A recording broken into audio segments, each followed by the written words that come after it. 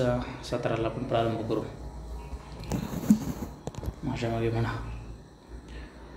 ओम नमो ज्ञानेश्वरा. ओम नमो ज्ञानेश्वरा. करुणाकर दयाळा. करुणाकर दयाळा. तुमचा अनुग्रह लाधलो. तुमचा अनुग्रह लाधलो. पावन झालो चराचरी. पावन झालो चराचरी. मी कला कुसरी काहीच नेने. मी कला कुसरी काहीच नेने. बोलतो वचने अतिभाविका. बोलतो वचने अतिभाविका. तुमचा अनुग्रह लाधलो. तुमचा अनुग्रह लाधलो. पावन झालो चराचरी. पावन झालो चराचरी. एका जनार्दनी तुमचा दास. एका जनार्दनी तुमचा दास. त्याची आस पुरवावी. त्याची आस पुरवावी. तुमचा अनुग्रह लाधलो. तुमचा अनुग्रह लाधलो. पावन झालो चराचरी. पावन झालो चराचरी. ज्ञानेश्वर महाराज की जय. ज्ञानेश्वर महाराज की जय. श्री ज्ञानेश्वरीचा आपण सत्संग करतोय. थोडा बारीक कर त्याचा आवाज अजून.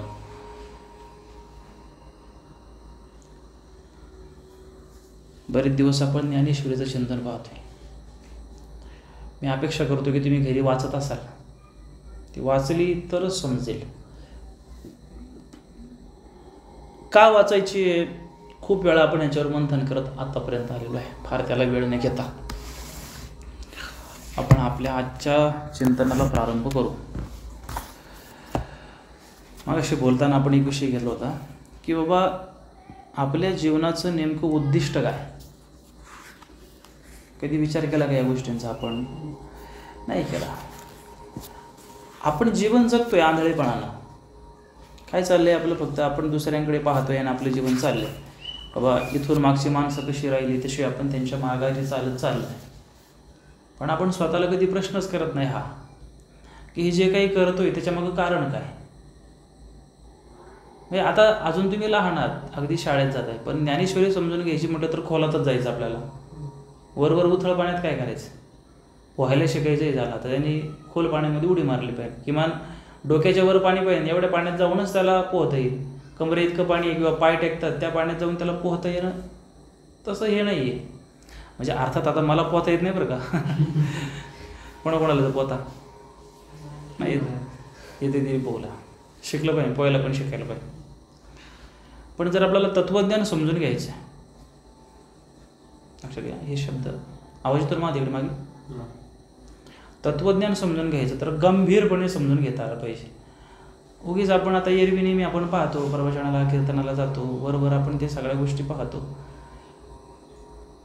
तिथलं बोलणं हे अध्यात्माचंच आहे. परमार्थाचंच आहे. पण तिथे काय होतं की सर्वांगीण बोलावं लागतं. म्हणजे ऐकायला असलेला जो समाज आहे तो सगळ्या बुद्धिवर्गाचा असतो. सामान्य बुद्धिवर्गाचा असतो. बालक असतात, स्त्रिया असतात, तरुण असतात, वृद्ध असतात, भाविक असतात. कोणी आपला विनोद ऐकायला आलेला असतो. कोणी आपला टाईमपास करण्यासाठी आलेला असतो. अशा रीतीने सगळ्या प्रकारची माणसं असतात. त्यांना एकत्र घेऊन चालायचं असतं वक्त्याला. वक्ता म्हणजे कोण.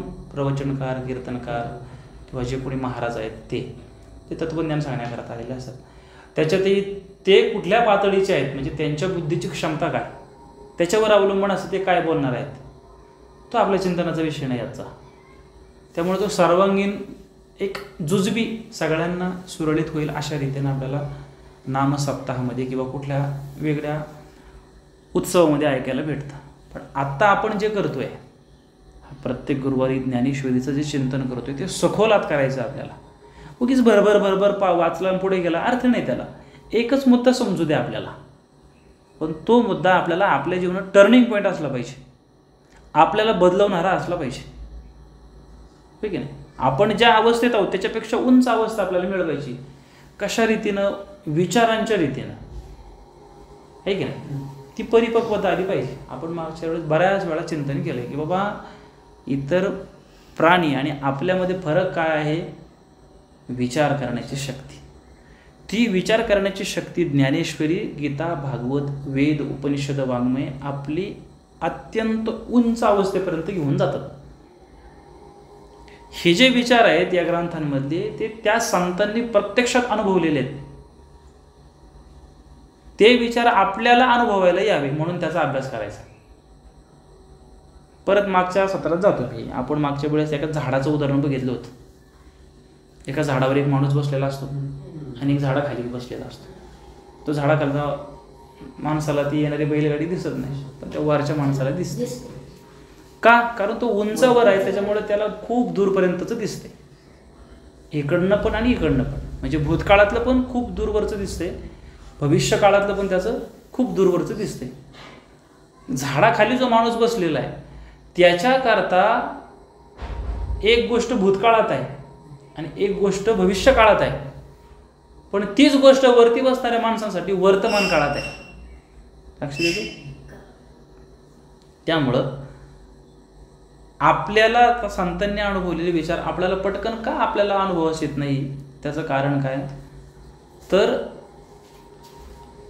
ते एका उंच अवस्थेवरती आहेत आणि आपण काय आहोत? झाडाखाली आहोत. झाडाखाली म्हणजे काय? आपली एक विचारांची जी क्षमता आहे ती कुठेतरी मर्यादित आहे. मग आपल्याला त्या उंचीवर जावं लागेल, तेव्हा आपल्याला ते भूत आणि भविष्य काळातलं आपल्याला आपल्या अनुभवास येईल. समजतंय? दरवाजा लावला का? माग नंतर येणाऱ्यांसाठी परत उठायला लागेल तुला. लक्ष ठेव बघू तुला.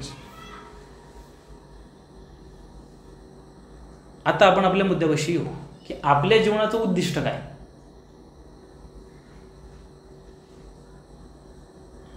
प्रश्नाचं उत्तर येते का पटकन?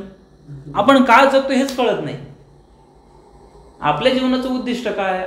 आपल्या जीवनाचं उद्दिष्ट कोणी म्हणतं की सुख मिळवायचंय, समाधान मिळवायचंय, शांती मिळवायची, मोक्ष मिळवायचा आहे, नाही का? भगवंत मला मिळवायचा आहे. या रीतीनं वेगवेगळ्या नामाविधानानं आपण त्या गोष्टी पाहतो. परंतु वास्तविक जर पाहायला गेलं तर आपल्या जीवनाचं उद्दिष्ट किंवा आपल्या जीवनाचं जीवन जगण्याचं कारण काय? तर आपलं जीवन समजून घेणं हेच आपलं जीवन जगण्याचं कारण आहे. आपल्या स्वतःची ओळख करून घेणं हे आपल्या जीवनाचं उद्दिष्ट आहे. आपण कोण आहोत? कधी स्वतःला प्रश्न करायचा, मी कोण आहे? याचं उत्तरच नाही आपल्याकडे. त्या हिशोबी आपण हे शरीर, हा हात माझा आहे, हे डोळे माझे आहेत, हे पाय माझे आहेत. अरे हे तुझे आहेत, म्हणजे तू कोण आहेस? तू कोणीतरी वेगळा आहेस की नाही? हे आपण आपल्या स्वतःला विचारायचं. आणि मग असे जे ध्यान केलं ना, तसंच स्वतःला त्या ध्यानात विचारायचं की मी कोण आहे? हा पाहणारा कोण आहे नक्की? तिकडे दृष्टिक्षेप करायचा. आणि ते एका दिवसात साधणार नाही, तुला खूप तपश्चर्या करावी लागेल. खूप तपश्चर्या करावी लागेल. हळूहळू हळू आपली बुद्धी तयार होईल, हळूहळू त्या गोष्टींचा बोध आपल्याला प्राप्त होईल आणि मग तो अनुभव प्रत्यक्षात जेव्हा येईल तेव्हा आपल्याला आपली ओळख झाली असं म्हणता येईल, असं थोडंफार जवळ जाता येईल. लक्षात येते? अशा रीतीनं आपल्याला ध्यानाच्या मार्गाने पुढे जावं लागेल. पण तिकडं जाणं तितकं सहजासहजी शक्य नाही, सोपं नाही.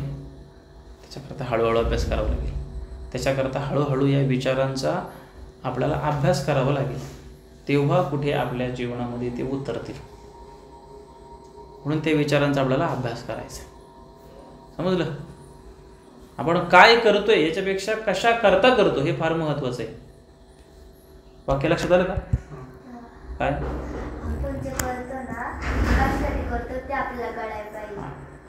कुठलीही गोष्ट आपण काय करतोय याच्यापेक्षा ती कशा करता करतो. जीवनातली सुद्धा, अध्यात्मातली सुद्धा सगळ्या गोष्टी, त्याच्या मागचं कारण महत्वाचं आहे. तुम्हाला मिळणारा परिणाम, परिणाम म्हणजे काय? त्याच्यातून मिळणारं फळ किंवा त्याच्यातून मिळणाऱ्या ज्या काही गोष्टी आहेत त्या तुम्ही काय करता याच्यावर फार अवलंबून नाहीये. त्या कशासाठी, त्याचा हेतू काय? लक्षात येते? त्याचा हेतू काय हे फार महत्वाचं आहे. हेतूवर तुम्हाला चांगलं किंवा वाईट ठरवलं जातं, कृतीवरून नाही.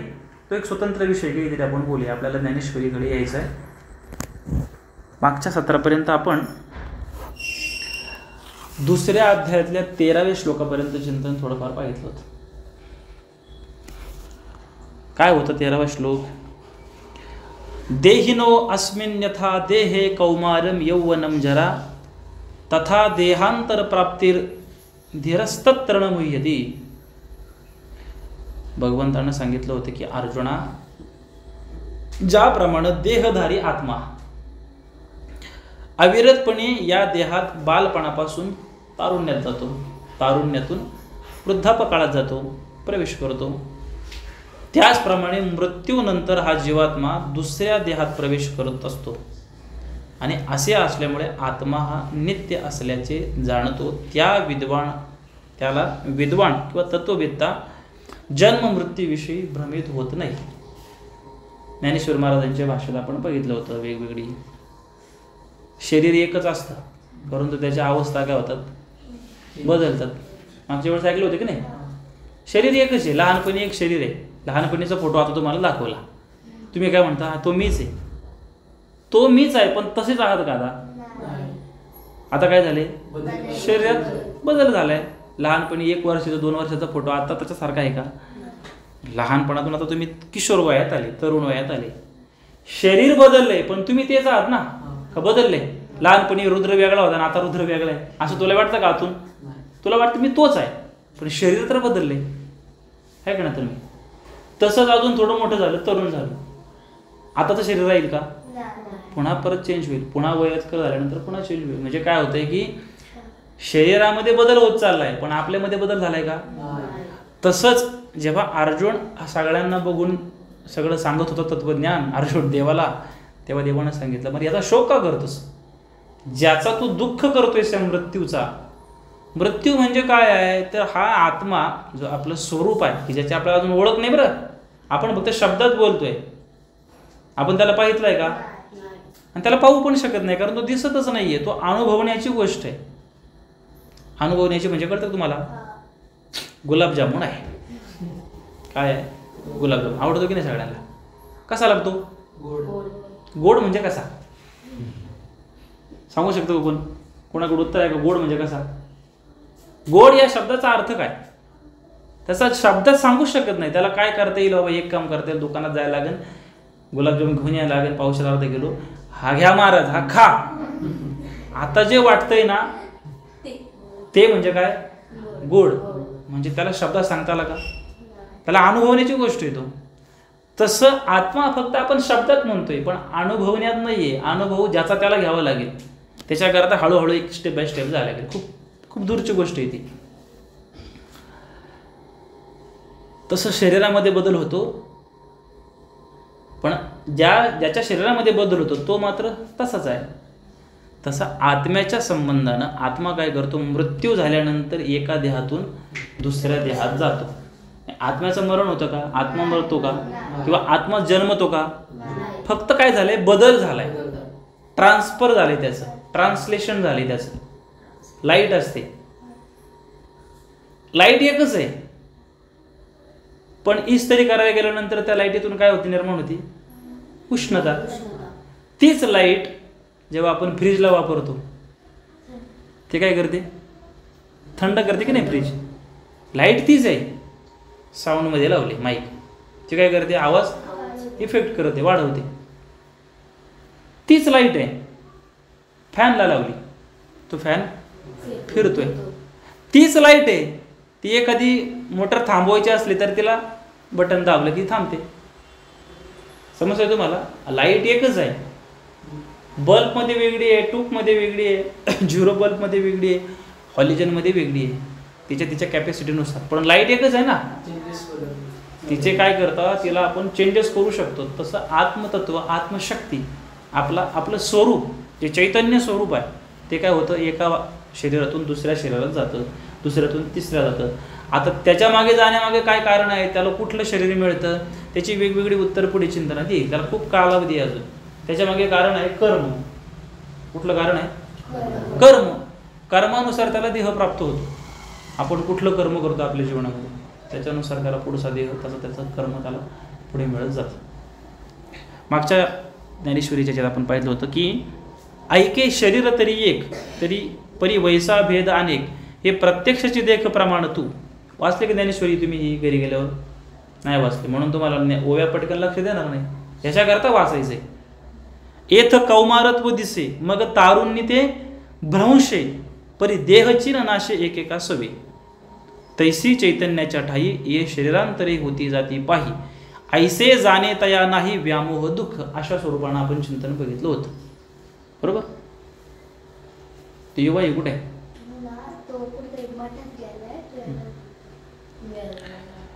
चला, मागच्या सत्रापर्यंत आपण हे पाहिलं होतं. आता त्याच्या पुढचा श्लोक 14वा श्लोक, दुसऱ्या अध्यायातला 14वा श्लोक. घरी गेले, आता चिंतन करून झालं की घरी गेले की घरी गेल्यानंतर किती 5 मिनिटात वाचून होणार, किती आश्वेल. आता म्हणायचं नाही माझी परीक्षा चालू वेळ नाही, फक्त 5 मिनिटं सगळ्यांनी. घरी गेल्यानंतर आता तुम्ही जेवायच्या अगोदर काय करायचं, घरी गेलं हात पाहायचं, ज्ञानेश्वरी उचकटायची, फक्त तो 14वा श्लोक वाचायचा आणि त्याच्या ओव्या वाचायच्या. म्हणजे आता आपण चिंतनात काय घेतलंय ते घरी गेल्यानंतर समजेल. लक्ष देते? 14वा श्लोक काय आहे? मात्रा स्पर्शास्तु कौंतेय शीतोष्ण सुख दुःख दहा, आगमापायिनो नित्यांस तांस्तितिक्षस्व भारत. 14वा श्लोक दुसऱ्या अध्यायातला. दुसरा अध्याय कुठला आहे? कोणता योग आहे? मागच्या वेळेस म्हणलो होतं ना, सांख्य योग. वा, शाबास. कुठे उत्तर दिलं? श्रीहरीने. शाबास. असं लक्ष ठेवायचं तर समजलं पाहिजे. त्याचा अर्थ काय होतो? त्याचा अर्थ होतो की हे कौंतेया. कौंतेय म्हणजे कोण? कौंतेया म्हणजे काय? कुंतीचा मुलगा. कुंतीचा मुलगा कोण? अर्जुन. नाही, अशी ज्ञानेश्वरी समजून घ्यायला लागेल ना, वेगवेगळी नावं आपल्याला माहिती पाहिजे. कौंतेय म्हणजे अर्जुना. हे अर्जुना काय म्हणतात? मात्रा स्पर्शास्तु कौंतेय शीतोष्ण सुख दुःखदा, आगमापायिनो नित्यांस्तांस तितिक्षस्व भारत. त्याचा अर्थ असा होतो, हे कौंतेया, लक्षपूर्वक ऐका, तात्पुरती उत्पन्न होणारी आणि यथायोग्य काळी विनाश पावणारी जी सुखदुःखे आहेत ती हिवाळा उन्हाळा यांच्याप्रमाणे आहेत. हे भरतवंशजा. भरतवंशजा म्हणजे परत अर्जुन. भरत कुळामध्ये जन्माला आला ना तो. हे भरतवंशजा, ती सुखदुःखे इंद्रियांना होणाऱ्या जाणीवेपासून निर्माण होतात आणि मनुष्याने ती सहन करण्यास शिकलं पाहिजे. काय संदेश आहे चोवीचा? काय?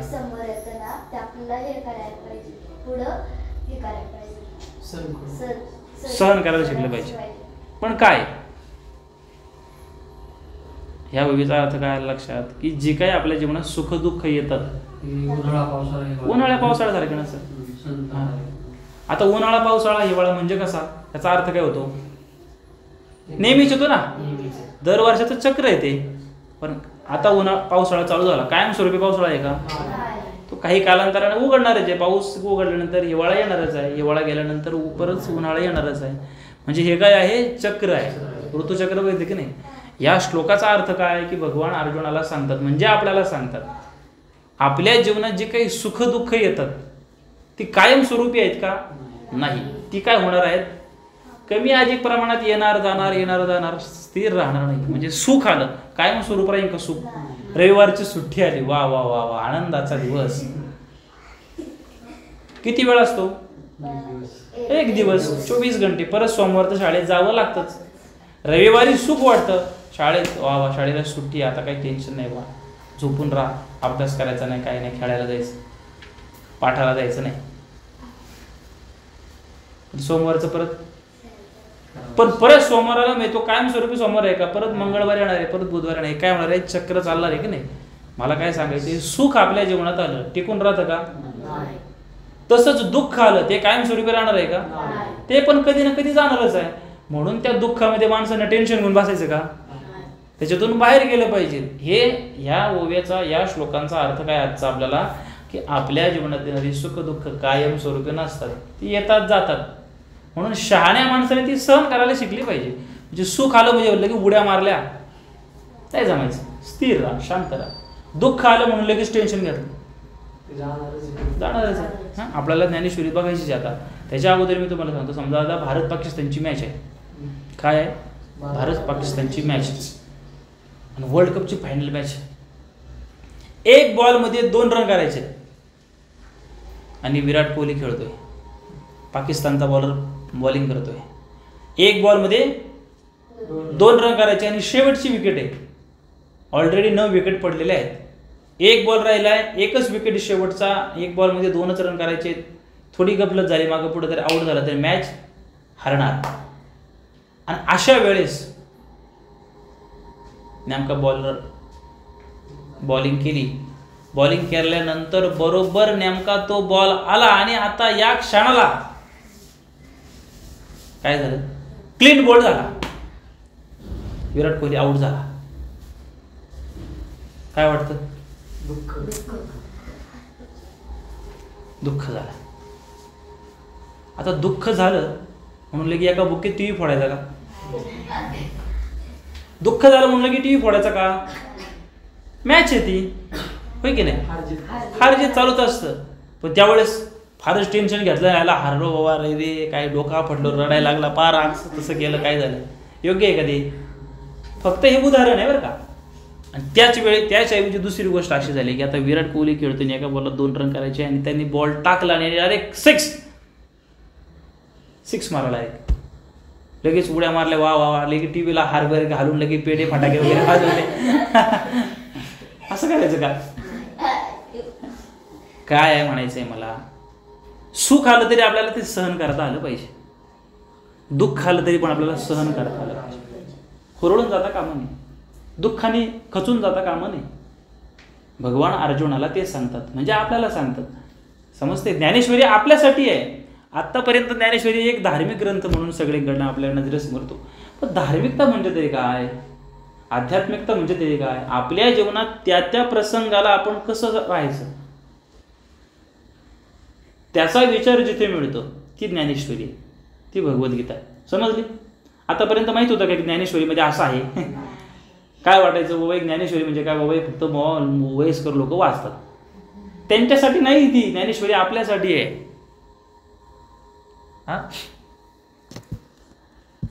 आता याचा अर्थ लक्षात आला एकंदरीत, या श्लोकाचा एकंदरीत वरच्यावर ढोबळमानाने अर्थ काय लक्षात आला आजच्या चिंतनाचा, की आपल्या जीवनात येणारी जी काही सुख दुःख आहेत ती आपल्याला सहन करता आली पाहिजे.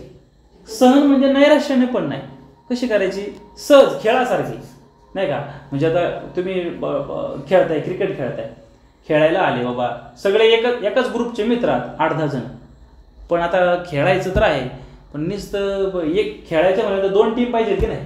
आपलेच मित्र काय करणार, आपण 2 टीम मध्ये वाटून घेणार. मग त्यावेळेस डायरेक्ट 2 टीम मध्ये झालं की डायरेक्ट मित्रच आहे पण डायरेक्ट कट्टर विरोधक आहे, आता यांना हरवायची आपल्याला. पण फक्त खेळात आहे, खरोखरचे विरोधक आहोत का आपण खेळामध्ये, त्या टाइमपासमध्ये. एक टीम जिंकले का हेले की त्यांना चिडवणार, वाकुल्या दाखवणार, काहीतरी चिडवणार वगैरे, मग चिडलेले लगे मारामारी होते का? नाही होत. ते पण होतं त्याला हारलो, तर समजा ते जिंकले आणि त्यांनी तुम्हाला काहीतरी इटवान दाखवलं, काहीतरी असं, ठीक आहे, तो काय आहे खेळ. तेवढा ती मॅच झाली, संध्याकाळची वेळ झाली की लगेच स्टॅम्प वगैरे बॅट बॉल घेतले आपापले, परत सगळे दोन्ही टीमा एकत्र झाल्या की नाही. जिंकल्याचा आनंद होता का? होता, क्षणभर तो सहन केला जिंकलेल्या टीमनं, हारलेल्या टीमने त्यांचं दुःख क्षण केलं. हा खेळासारखा आहे. आपण म्हणतो ना, हाची निरोप गुरूंचा खेळायचा प्रपंच मानावा, म्हणतो की नाही रोजच्या प्रार्थना. त्याचं सूत्र इथंच आहे ज्ञानेश्वरीमध्ये, तिथंच येते गीतेमध्ये, की आपल्याला आपल्या जीवनातली सुख दुःख सहन करता आली पाहिजे. हा या श्लोकाचा अर्थ आहे. आता ज्ञानेश्वर महाराजांनी त्याला अजून सोपा करून सांगितला. कशा रीतीनं ऐकू आपण.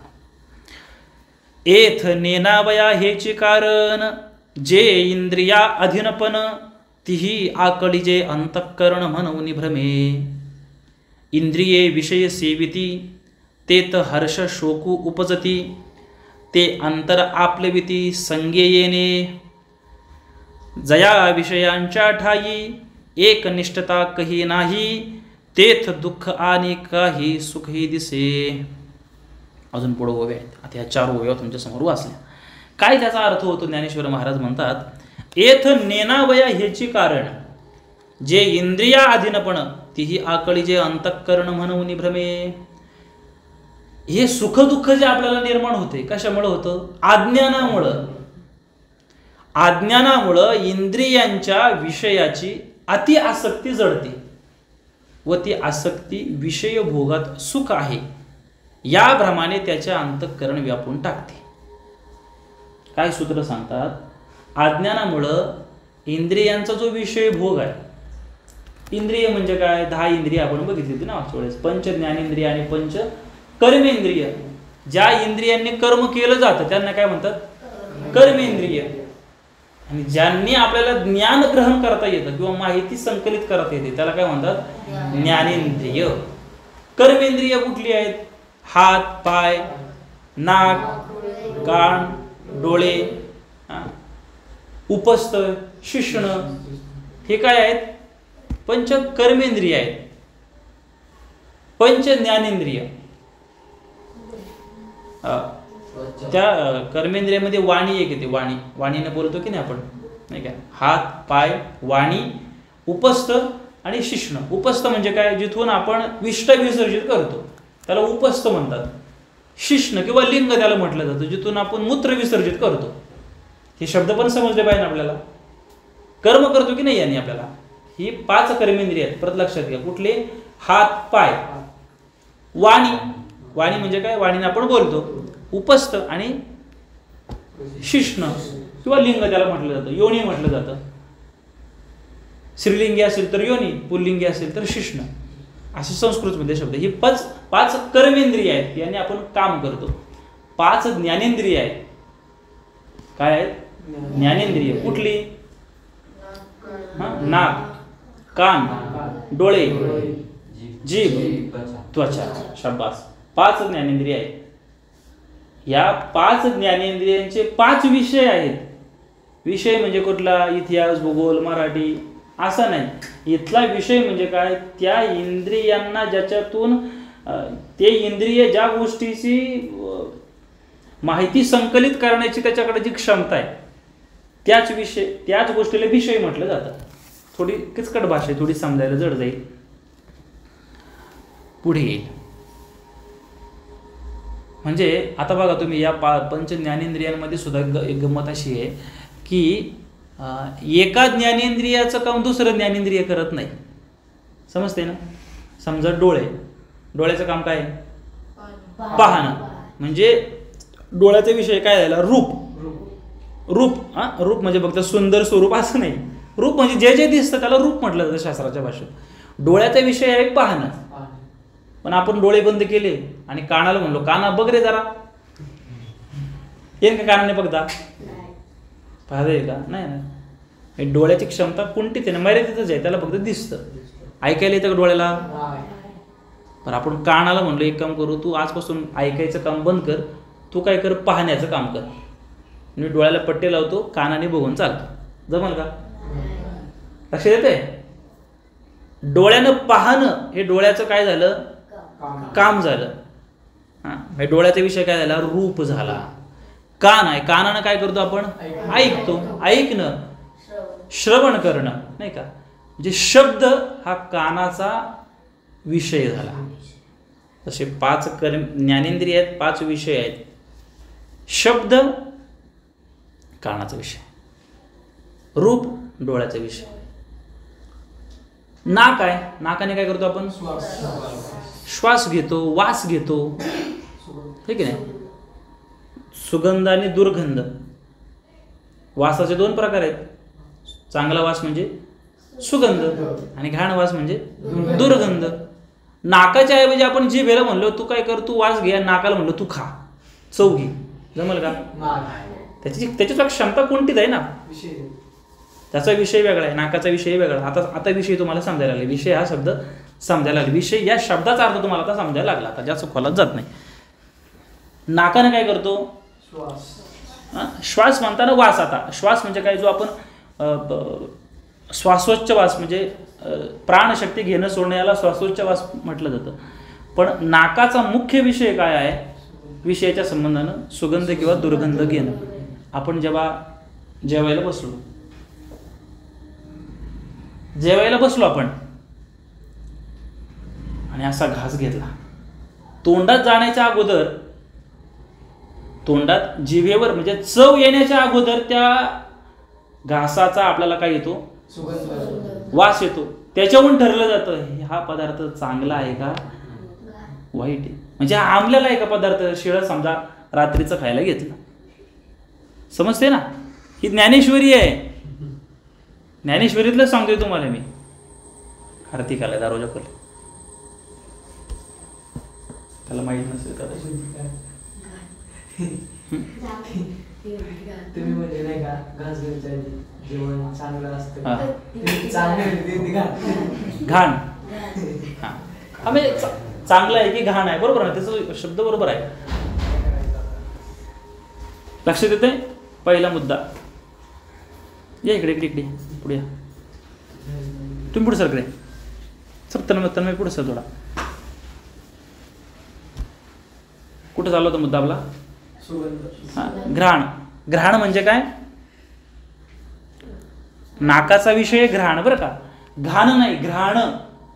घ्राण न बाणचा. त्या शब्दांच्या याच्या सुद्धा उच्चारामध्ये फार फरक असतो बरं का. न नळाचा आणि न बाणचा याच्यामध्ये अंतर आहे. तो उच्चारताना सुद्धा आता बघा तुम्ही भाषा शिकताना ओष्टव्य, कंठव्य, तालव्य असे शब्द आहेत. ओष्टव्य म्हणजे काय? ओठापासून म्हणजे ओठ मिटल्याशिवाय त्याचा उच्चार होत नाही.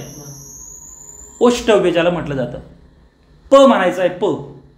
हा काय झाला? ओष्टव्य झाला म्हणजे ओठ. प उच्चारायचं आहे, ओठ ओठाला चिटकवायचे नाही आणि प म्हणून दाखवा. दाखव बरं, येईल का? म्हणावंच त्याला प जोडावंच लागेल. फ, प, फ, ब, भ, म. आलं का लक्षात? हे ओष्टव्य आहेत. आता मला फार सगळं सांगता यायचं नाही, पण आता फार सखोलात अशी ज्ञानेश्वरी इतक्या खोलात जाऊन आपल्याला ऐकावं लागेल.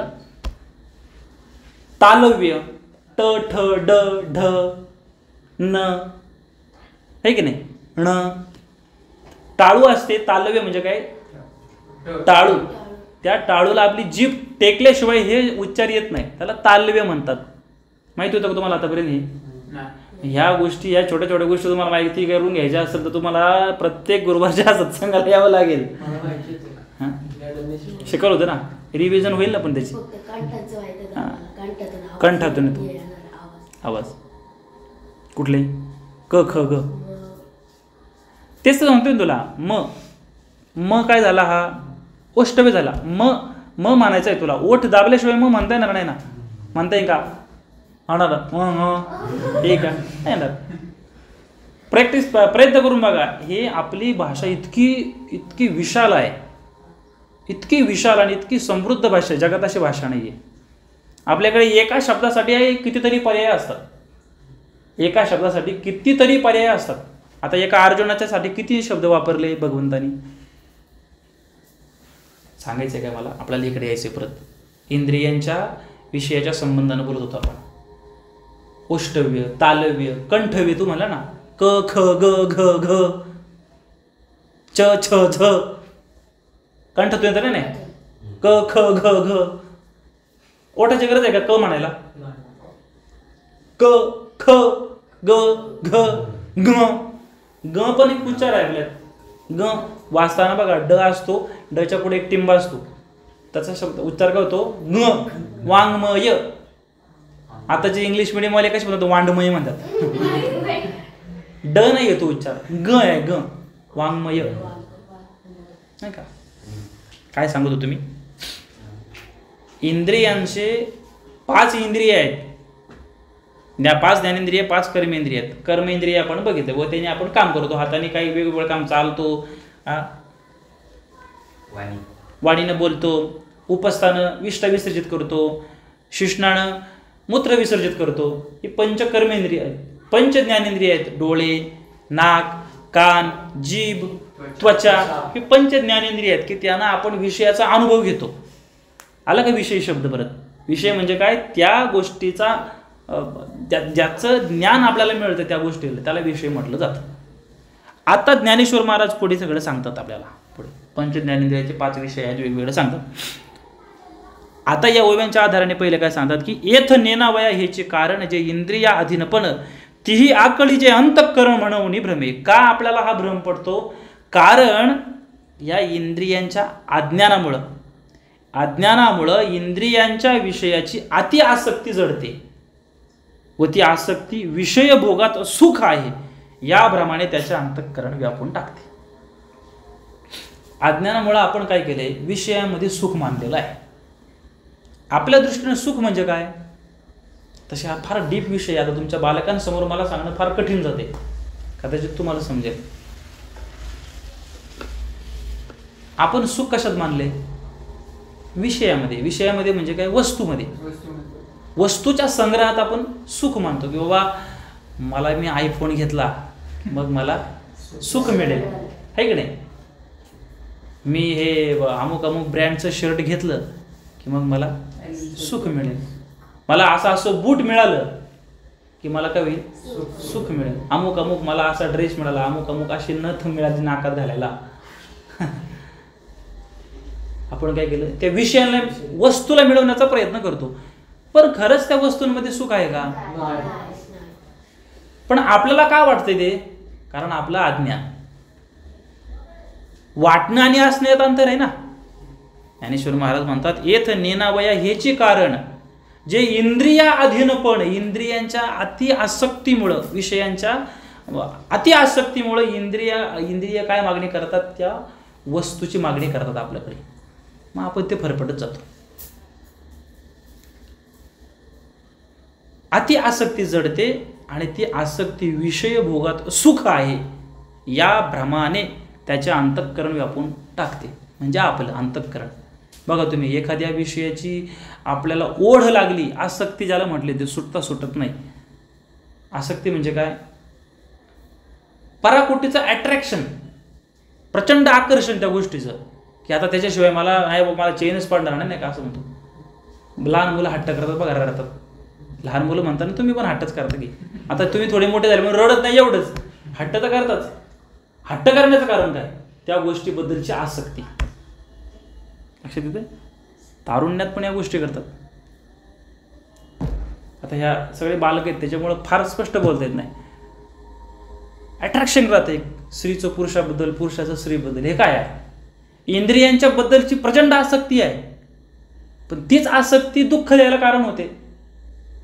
ती झाली कशामुळं, अज्ञानामुळं. त्या विषयात आपण सुख मानलं. त्याच्या पुढे जाऊन थोडं आपण बोलूया. पण आपल्याला त्यातून बाहेर पडता आलं पाहिजे. जी गोष्ट आपल्याला सुखाची वाटते तीच गोष्ट दुसऱ्याला दुःखाची पण वाटू शकते. गादीवर झोपायला एखाद्याला बरं वाटतं, गादीवर सुख वाटतं की नाही, वा मऊ गादी, काय आनंद आहे गादीवर झोपण्याचा. सगळ्यांनाच गादीवर झोप लागते का. एखादं म्हणा, नाही बाबा मला ती गादी आलीच आवडत नाही, आपलं खाली घोंगडी टाका मस्तपैकी झोपा. गादीत सुख आहे का मग गादीत दुःख आहे का. मग सुख आणि दुःख कुणामध्ये आहे, आपल्यावरती अवलंबून आहे त्या गोष्टीचं. आपल्याला आवडणारी गोष्ट असली की आपल्याला सुखाची वाटते, पण आपल्याला न आवडणारी असेल तर ती दुःखाची वाटते. विषय म्हणजेच त्या वस्तूमध्ये सुख किंवा दुःख नाही. फक्त उदाहरण आहे बरं का, या सगळ्या गोष्टीला लागू होतं. समजते ना तुम्हाला मी काय म्हणतोय तन्मय. हे सगळं अज्ञानामुळे होतं. इति ज्ञानेश्वरी आपल्याला या भ्रमातून बाहेर काढण्याकरता ज्ञानेश्वरी आपल्याला मदत करते. येथ नेनावया हेचे कारण जे इंद्रिया अधीनपणे, इंद्रियांच्या अधीन झालो ना आपण अजून थोडं पुढे जाऊन बोलू. खरंच आपण आपलं स्वतःचं परीक्षण करायचं. आपल्या जीवनात आपल्या मनासारखं घडतंय का, म्हणजे आपण आपल्या मनासारखं करतोय का मन आपल्याला फरफटवते. कोणतरी आले वगैरे, हां उघड, दरवाजा उघड आहे. वा वा वा, टाळ्या वाजव सगळ्यांना, खरंच टाळ्या वाजव. या पुढे या बालाजी. अरे काय नाही, पुढे जागा इकडे.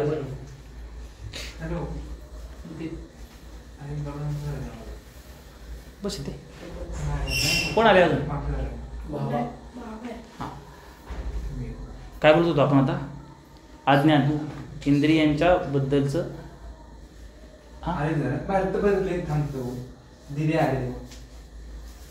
ही लाईट लाव.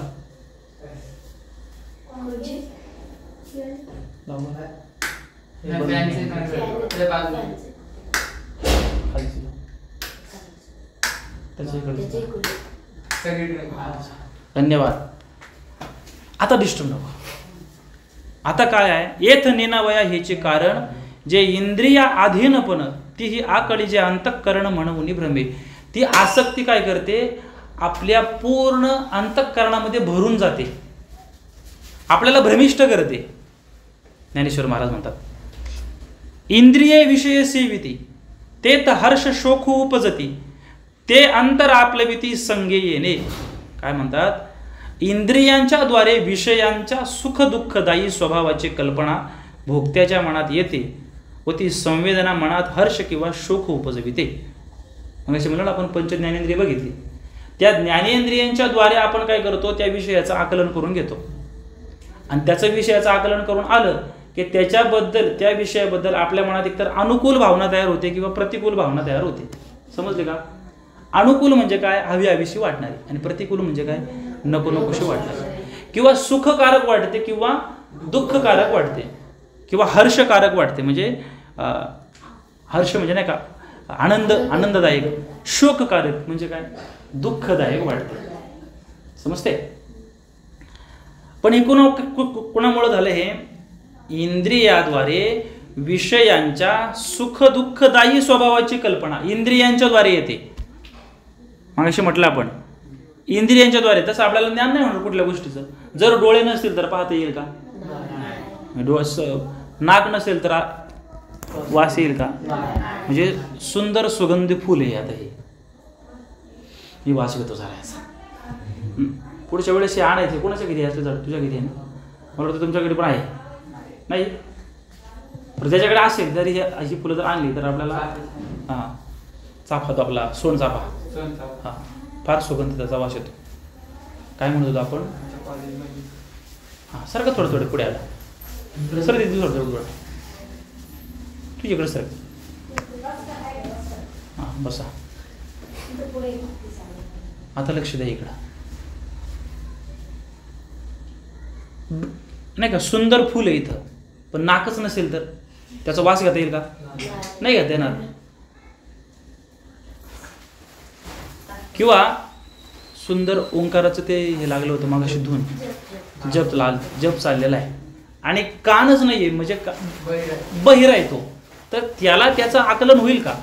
नाहीये. एक चाला मुद्दा. हा त्याचा आनंदही होऊ शकत नाही किंवा त्याचं दुःख पण होऊ शकत नाही ना. त्याला कानच नसेल तर दुःख तरी होईल का? डीजे लावलाय पक्का कर्ण कर्कश आणि बाहेर माणूस उभा गेला. डीजे लावला, हाय फुल आवाजात लावलाय डीजे आणि बाहेर माणूस उभा गेला, नाचल का तो? का? ऐकूच येत नाहीये. म्हणजे त्या विषयाचं सुख किंवा दुःख मिळवण्याकरता इंद्रिय हे माध्यम बनतं. इंद्रियांच्या शिवाय त्याला त्या गोष्टींचं आकलन होत नाही. हा मुद्दा क्लिअर झाला. 2 ओव्या पुढे गेलो आपण. येथ नेनावया हेचे कारण जे इंद्रिया अधीनपण ती ही आकळी जे अंतःकरण म्हणून भ्रमे. माणूस का भ्रमतो त्या सुखदुःखामध्ये? इंद्रियांच्या द्वारे मिळणाऱ्या त्याच्या आसक्ती, विषयासंबंधाची पराकोटीची आसक्ती माणसाला भ्रमित करते. दुसरा मुद्दा, इंद्रिय विषय सेविती. इंद्रिय जी आहेत पंच ज्ञानेंद्रिय ती विषयाचं सेवन करतात आणि त्यांच्यामुळं हर्ष किंवा शोक उपजतो. त्या विषय सेवनामुळे आपल्या मनात आनंद किंवा दुःख निर्माण होतं. ते अंतर आपलविती संगे येणे. आपलविती म्हणजे काय? त्या संवेदना मनामध्ये हर्ष किंवा शोक उपजवतात. आपलविती म्हणजे उपजवणे. मनात वाटतं ना गुलाबजाम खाल्ला, तोंडाला पाणी सुटलं, गुलाबजामचं नाव ऐकून, आहे का नाही? चिंच हे नाव काढलं, चिंच बरं का, चिंच नाही, चिन टपाक डमडम नाही. लय फेमस झाले चिन टपाक डमडम. कशामधलं आहे ते? हा का, कार्टून मधलं आहे का ते? मला पण माहित नव्हते. मी त्याशी सहज रील पाहत होतो आणि तो एक कोणतरी असा म्हणजे मोठा मुलगा असतो, तो लहान मुलं म्हणतो चिन टपाक डमडम, तो हा चिन टपाक डमडम दिवसभर तेच म्हणत राहत होतो. अशी ती छोटी रील होती. चिंच शब्द कसा लिहिणार तू?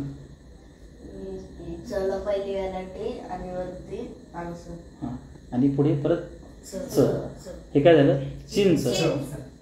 चीनच लिहायचं असेल तर ची न च न बरोबर की नाही. आता लिहिताना वेगवेगळा शब्द आहे, उच्चारताना चिंच. ते ऐकण्याकरता कान तयार पाहिजे, त्याच्यातली गंमत, भाषेतली गंमत ओळखण्याकरता. त्याच्याकरता थोडासा विषयांतर केलं तुम्हाला. सांगायचा आहे मुद्दा काय, आपलगती म्हणजे आपल्याला उपजवते, म्हणजे आपल्याला त्याचा अनुभव करून देतं.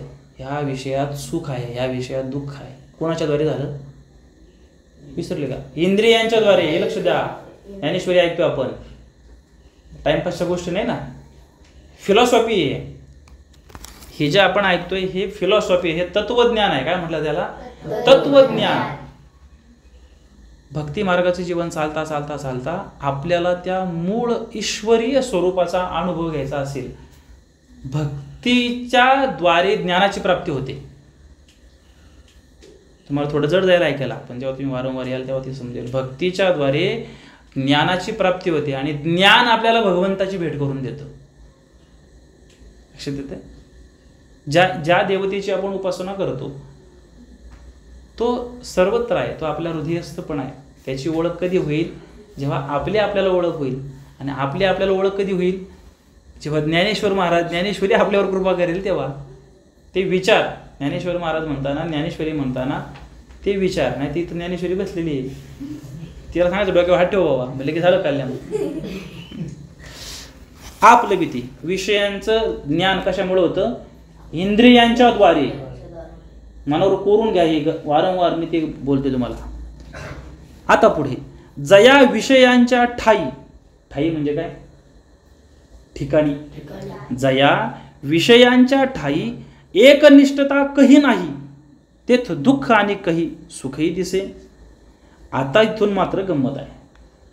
आपल्याला ज्ञान होतं विषयांच्या द्वारे, इंद्रियांच्या द्वारे विषयांचं ज्ञान होतं, परंतु त्या विषयांच्या ठिकाणी एकनिष्ठता नाहीच आहे ना. परत त्या गुलाबजामचं उदाहरण घेऊ. गुलाबजामच्या ठिकाणी सुख आहे असं आपल्याला वाटतं, पण जर काय तो शुगर असेल एखाद्याला, मधुमेह त्याला म्हटलं जातं, शुगरला मधुमेह मराठी शब्द आहे, तर त्याला तो गुलाबजाम सुखाचा वाटेल का? तो का होईल? दुःखाचा. म्हणजे तो गुलाबजामुन हा काय झाला? विषय झाला. जीभ त्या विषयाचं ज्ञान करणारं इंद्रिय झालं. त्या गुलाबजामच्या ठिकाणी कायमस्वरूपी सुख आहे का? कायमस्वरूपी दुःख आहे का? ते आपल्या जिभेवर आणि आपल्या प्रकृतीवर डिपेंड राहील, ते सुख किंवा दुःख देईल. इथे ज्ञानेश्वर महाराज काय म्हणतात की जया विषयांच्या ठाई एकनिष्ठता कही नाही. कायमस्वरूपी निष्ठता आहे का त्या विषयाच्या ठिकाणी? फक्त हे गुलाबजामचं उदाहरण घेतलं. असंच या पंच ज्ञानेंद्रियाचे 5 विषय आहेत. डोळ्याचा विषय रूप हा आहे, डोळ्याला वाटतं रूप पाहावं.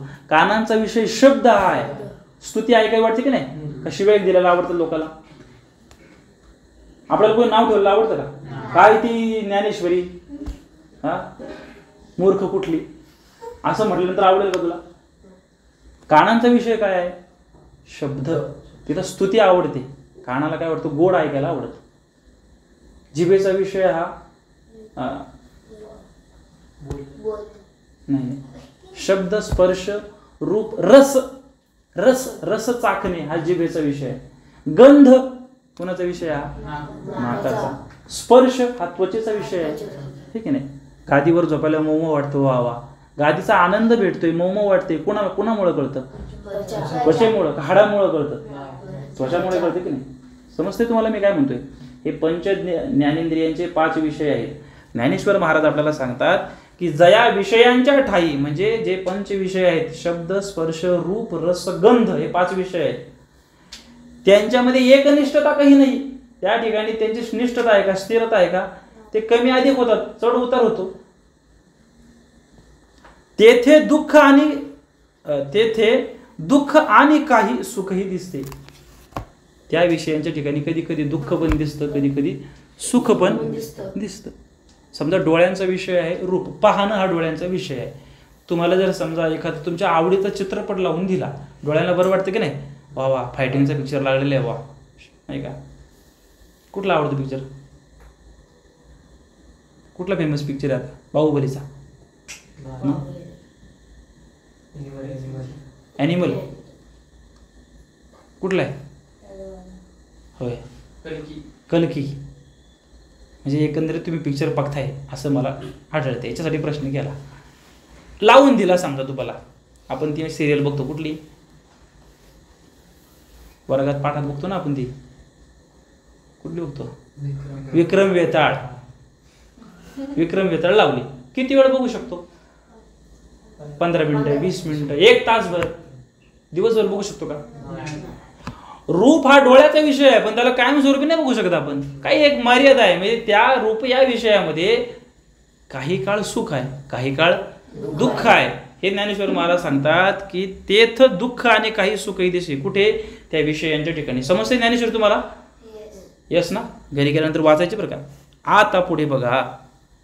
म्हणजे या 4 ओव्यांचा एकंदरीत गोषवारा असा झाला की अज्ञानामुळं इंद्रियांच्या विषयाची अति आसक्ती जडते, आणि ती आसक्ती काय करते? आपल्याला विषय भोगामध्ये सुख आहे असं जीवाला प्रेरित करते. त्याला वाटते ही वस्तू मिळाली, ही व्यक्ती मिळाली, ही घटना घडली की मग मला सुख होईल, किंवा ही नाही मिळाली तर मला दुःख होईल.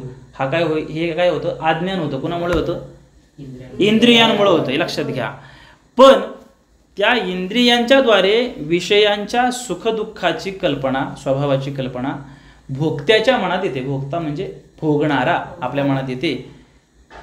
ती जी कल्पना आहे, ती संवेदना हर्ष किंवा शोक निर्माण करते. आपल्याला इंद्रियच सुख किंवा दुःखाची जाणीव करून देतात. पण ज्या सुखदुःखाची आपण जाणीव करून घेतो ते त्या विषयाच्या ठिकाणी स्थिर आहे का? कमी अधिक प्रमाणात ते बदलणार आहे. इथपर्यंत आपण आलो. समजते ना? गजर जाते. समजते ना? किंवा तुम्हाला प्रश्न जर पडला मध्ये परत विचारा. आणि आता ह्या इतक्या काही सोप्या पण गोष्टी नाही आहेत, त्या आपल्याला अशा रीतीने समजून घ्याव्या लागेल. आता ज्ञानेश्वर महाराज उदाहरण देऊन सांगतात आपल्याला. आता समजेल ज्ञानेश्वर महाराज काय नेमकं सांगतात. देखे हे शब्दाची व्याप्ती, निंदा आणि स्तुती, तेथ द्वेषाद्वेष उपजती श्रवणाद्वारे. श्रवण म्हणजे काय? ऐकणे. पण पंचज्ञानेंद्रियामध्ये कानाला श्रवण पण म्हणतात की नाही? कानाच्या द्वारे, श्रवणाद्वारे म्हणजे काय? कान श्रवणद्वारे म्हणजे कानाच्या द्वारे काय होतं? पहा, निंदा आणि स्तुती ही शब्दांची व्याप्ती आहे. कानाचा विषय काय आहे? शब्द. त्या शब्दांची व्याप्ती काय आहे? निंदा आणि स्तुती. ती श्रवणेंद्रियांच्या द्वारे निंदा किंवा स्तुतीचे सेवन झाले तर वक्त्याविषयी द्वेष किंवा स्नेह निर्माण होतो. उदाहरणार्थ पाहायचं. ऐकू येतं आपल्याला. कोणामुळे येतं? उत्तर द्या पटकन. कानामुळे येतं. बरोबर? कानामुळं आपल्याला शब्दांची व्याप्ती कळते. शब्द आपल्याला कळतो. एखाद्याने आपली स्तुती केली, वा वा काय चिनू पोरगा, इतका हुशार, इतका चटपटीत, की लगेच उत्तर देतो, शाबास, असं कौतुक केलं तुझं. तुला त्या माणसाबद्दल काय वाटतं? स्नेह निर्माण होतो ना, प्रेम निर्माण होतो. वा वा चांगले, महाराज चांगले आहेत, चांगले बोलतात. तेच जर म्हटलं काय तो बावळट मुलगा आहे, त्याला काही कळत नाही, त्या चिनूला खाडे करतोय, खेळायला जातोय, वेड्यासारखं बोलतोय, काहीतरी मूर्ख, शाळेत अभ्यास करत नाही, त्याला जरा 2 फटकेच मारले पाहिजे, असं जर तुला म्हटलं तर तुला काय वाटेल? काय बिंडोके महाराज, हां त्यांच्याकडून आधी लागता. लक्षात आहे मी काय म्हणतोय? शब्द आहेत, त्या शब्दानं आपल्या अंतःकरणाला जर आल्हाद वाटला, आपली स्तुती झाली, तर ते शब्द काय होतात? आपल्याला ते शब्द काय करतात? त्या पुढच्या माणसाबद्दल द्वेष किंवा प्रेम निर्माण करतात, किंवा आपुलकी निर्माण करतात. गोड बोललं की माणूस काय होतो? चांगला म्हणतो. पण आपली चुकी दाखवून दिली का आपण त्याला काय म्हणतो? वाईट माणूस येतो. आपलं कानाच्या द्वारे आपल्याला काय होतं? निंदा किंवा स्तुतीचे सेवन करतो आपण. निंदा म्हणजे काय? आपल्याबद्दलची वाईट मतं. स्तुती म्हणजे काय? आपल्याबद्दलची चांगली मतं. आपल्याबद्दलची चांगली मतं ऐकायला मिळाली, आपल्याला भारी वाटतं की नाही? ज्याच्याकडून ऐकायला मिळाले त्याच्याबद्दल आपल्या मनात चांगलं निर्माण होतं, आणि त्याच्याकडून आपल्याबद्दल वाईट ऐकायला मिळतं, त्याच्याबद्दल आपल्या मनात वाईट भाव निर्माण होतो. हे कुणामुळे झालं? कानामुळे झालं की नाही? कानामुळे हे 2 भेद पडले. तिथं मनाचा, आत्म्याचा काय भाव आहे का? तो तटस्थच आहे. इंद्रियांच्या अज्ञानामुळे झालं. ते खरं खोटं नंतरचा विषय आहे, पण इंद्रियांनी समजलं की नाही. पुढे बघा, मृदू आणि कठीण. मृदू म्हणजे काय? हा, मृदा. मृदा म्हणजे माती. मृदू, पण मातीचा गुणधर्म काय? मऊ. मृदू म्हणजे काय? मऊ. कठीण. कठीण म्हणजे काय? हा, अवघड. हे तुमच्या शाळेतल्या भाषेत झालं. कठीण याचा अर्थ काय होतो व्याकरणाच्या दृष्टीनं? कठीण म्हणजे कडक. अवघडही म्हटलं जाते, पण त्याला कडक. इथं मृदू आणि कठीण दोन भाग आले ना. मऊच्या विरुद्ध काय होईल? कठीणच होईल की नाही? कडक होईल, कठीण होईल, ठीक आहे नाही. मृदू आणि कठीण हे स्पर्शाचे दोन्ही गुण. स्पर्श हा कशाचा गुण आहे? स्पर्श हा कशाचा विषय आहे? स्पर्श कशाने जाणवते आपल्याला? शाबास, असं लक्ष ठेवायचं. लक्ष ठेवा बरं तुम्ही सुद्धा. ज्ञानेश्वरीची ओवी बघा. मृदू आणि कठीण हे स्पर्शाचे दोन्ही गुण, जे वपुचे निसंगे कारण संतोष खेदा. मृदू आणि कठीण हे स्पर्श विषयाचे दोन गुण आहेत. थोडं तुम्हाला सोपं करून सांगतो. पहिला इंद्रिय. इंद्रियांचा विषय. विषयाचे परत दोन गुणधर्म असतात. म्हणजे आता सगळे कळेल. त्वचा हे काय झालं? एक इंद्रिय आहे ना आपलं, ज्ञानेंद्रिय. त्याचा विषय कुठला आहे? स्पर्श. स्पर्श हा विषय झाला, पण त्या स्पर्शाचे पण दोन गुण आहेत, गुणधर्म आहेत. मृदू आणि कठीण म्हणजे मऊ आणि कठीण. हे काय होतं? अनुभव आहेत की नाही त्याचे. काय आहेत? मृदू आणि कठीण हे स्पर्शाचे दोन्ही गुण, जे वपुचे निसंगे कारण संतोष खेदा. मृदू आणि कठीण हे स्पर्श या विषयाचे दोन गुण आहेत. ते त्वचेच्या माध्यमाने हर्ष आणि खेद देण्याला कारण होतात. मऊ आहे का कठीण हे कळेल कशामुळं? स्पर्शामुळं, म्हणजेच त्वचेमुळं, नाही का. उदाहरण काय त्याचं? काय झालं? गोंडस बाळ एकदम बारीक, किती वर्षाचं? 1-1.5 वर्षाचं गोंडस बाळ, असं गुबगुबीत गाल, त्याचे असे गोबरे गोबरे, एकदम असे पानेदार डोळे, मस्त त्याच्या आईने त्याच्या पायात पैंजण घातलेलं, कानात त्याची हे घातलेलं, असं गोंडस बाळ, टिळा वेळा लावलेलं त्याला, माझ्यासारखा, असं मस्त गुटगुटीत बाळ, नाही का, बालाजीसारखं. असं ते बाळ घरी. आणि त्याचा वडील, त्याचे बाबा दिवसभर कामाला गेले आणि दिवस झाल्यानंतर घरू ते कामावून आले. आणि ते आल्यानंतर त्यांची अशी थोडी दाढी वाढली होती माझ्यासारखी, थोडी दाढी वाढलेली, जास्त पण नाही, थोडी, याला खुंट म्हणतात नाही का, बारीक खुंट वाढलेली. असं वडील त्याचा घरी आला. घरी आल्यानंतर दरवाजा खोलला आणि आले ते पोरगं दुडू असं पुढं पळत आलं. त्याच्या बाबाने त्याला असं उचलून घेतलं आणि त्याची एक पप्पी घेतली. कोणाची? बाळाची पप्पी घेतली.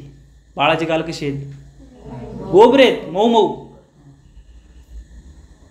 आणि त्या वडिलांचे ओठ कसे आहेत? त्वचा ना, त्वचेचा गुणधर्म आपण पाहतोय, त्याचे ओठ पण मऊ आहेत. त्या वडिलांनी त्या बाळाची पप्पी घेतली.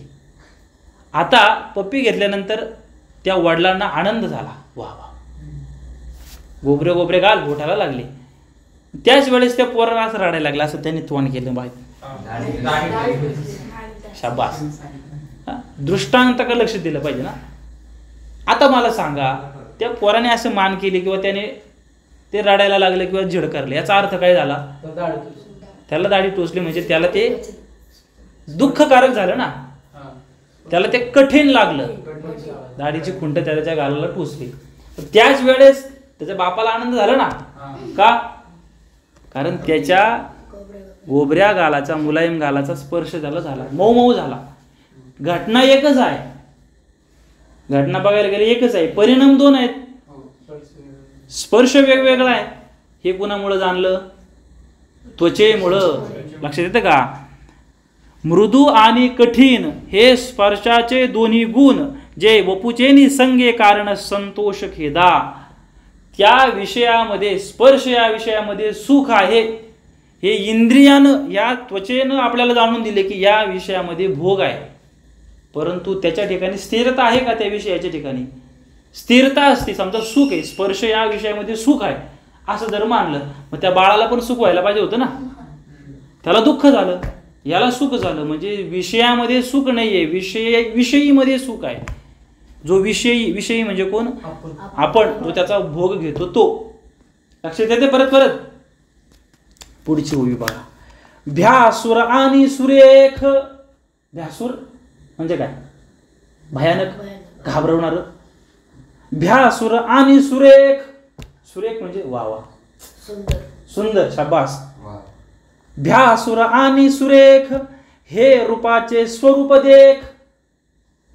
हे कोणाचे गुण आहेत? रूपाचे. रूप हा विषय आहे की नाही? रूपा म्हणजे कोण? पोरगी नाही आहे की नाही? ज्ञानेश्वरी समजून घ्या. भ्यासुर आणि सुरेख हे रूपाचे स्वरूप देख, जे उपजवी सुख दुःख नेत्राद्वारे. भयानक आहे. विक्रम वेताळ मधला तो राक्षस, काय आपलं तो वेताळ, पहिल्या वेळेस बघितला बा, हे भूत आलं बाबा, भ्यासूर आहे की नाही. त्याच वेळेस जेव्हा कृष्णाची मालिका बघतो आपण, कृष्ण जन्मले होते तेव्हा वा वा, काय कृष्णाचं रूप. हातामध्ये बासरी, डोक्यावर मोरपीस, कानात कर्णकुंडळ, गळ्यामध्ये तुळशीचा हार, असं श्रीकृष्णाचं लोणी काढणारं रूप कसं भारी वाटतं बघायला. आनंददायक वाटतं की नाही का? सुरेख. पण हे कुणामुळे कळतं? नेत्रांमुळे. शाबास, लक्ष द्यायचं. ज्ञानेश्वर महाराज म्हणतात, भ्यासूर आणि सुरेख हे रूपाचे स्वरूप देख. या रूप या विषयाचे दोन गुणधर्म आहेत. भ्यासूर म्हणजे भयानक आणि सुरेख चांगलं. हे दोन गुणधर्म कोणाचे आहेत? रूप या विषयाचे. परंतु ते रूप या विषय आपल्याला कळतो कुणामुळे? नेत्राद्वारे. हे उपजवी सुख दुःख नेत्राद्वारे. नेत्रांद्वारे सुख दुःख आपल्याला जाणवतं. भूताची गोष्ट लागली टीव्हीला, भूताची गोष्ट आपण जर पाहायला गेलो, भूताचं ते असतं ना सेंटर, काय ते हॉरर, काय ते हॉरर हाऊस म्हणत ना, बरोबर का? कोण गेलं बघायला? बघितलंय कधी? तिथं असे भूताचे डायरेक्ट चित्र असतात, मध्येच वेगळा आवाज येतो, डायरेक्ट असं दरीतच पडतो काहीतरी, असं काहीतरी असतं नाही का? पण ते कळतं कोणामुळं? डोळ्यांमुळे, नेत्रांमुळे. नेत्र म्हणजे काय? डोळे. डोळ्यांमुळे ते कळतं. त्याच वेळेस जरा असं आपण काश्मीरला गेलो फिरायला, हा, काय बर्फ, काय डोंगर, काय झाडी, माहिती ना डायलॉग? काय डोंगर, काय झाडी, काय हाटील. कोणामुळे कळलं? नेत्रामुळे. म्हणजे त्या डोळ्यांमुळे सुख किंवा दुःख हे इंद्रियांच्याद्वारे कळलं आपल्याला. त्याच्यामध्ये सुख आहे का दुःख आहे ते माहित नाही, पण ते कळालं कोणामुळे? डोळ्यांमुळे कळालं. लक्षात द्या इकडं. भ्यासूर आणि सुरेख हे रूपाचे स्वरूप देख, जे उपजवी सुख दुःख नेत्राद्वारे. पुढचा विषय घ्या. सुगंधू आणि दुर्गंधू. एवढं तर कळालं की नाही ज्ञानेश्वरीचा शब्द?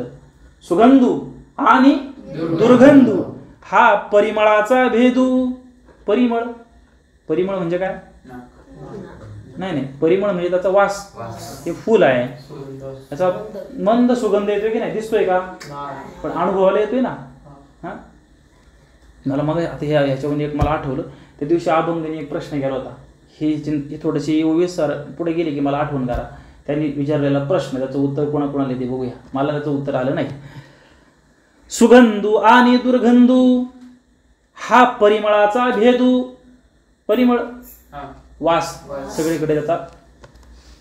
घ्राण संगे विषादू तोषू देता. काय म्हणतात? सुगंध आणि दुर्गंध हे गंध विषयाचे दोन गुण भोक्त्याला नाकाच्या संगतीने आनंद आणि विषाद देतात. नाकाच्या संबंधाने त्याचा वास येईल की नाही? उदाहरण डोळ्यासमोर आहे.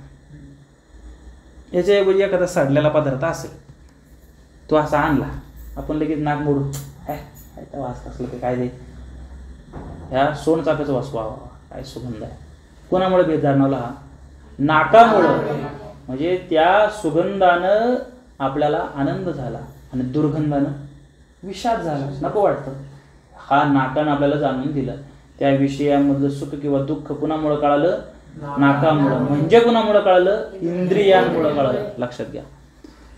तैसाची द्विवधूरसू उपजवी प्रीती त्रासू, म्हणून हा अपभ्रंशू विषय संगू. त्याचप्रमाणे रसू, रस, चव, रस हा जिभेमुळे कळतो. चांगला आहे की वाईट, तुरट आहे का आंबट आहे, खारट आहे.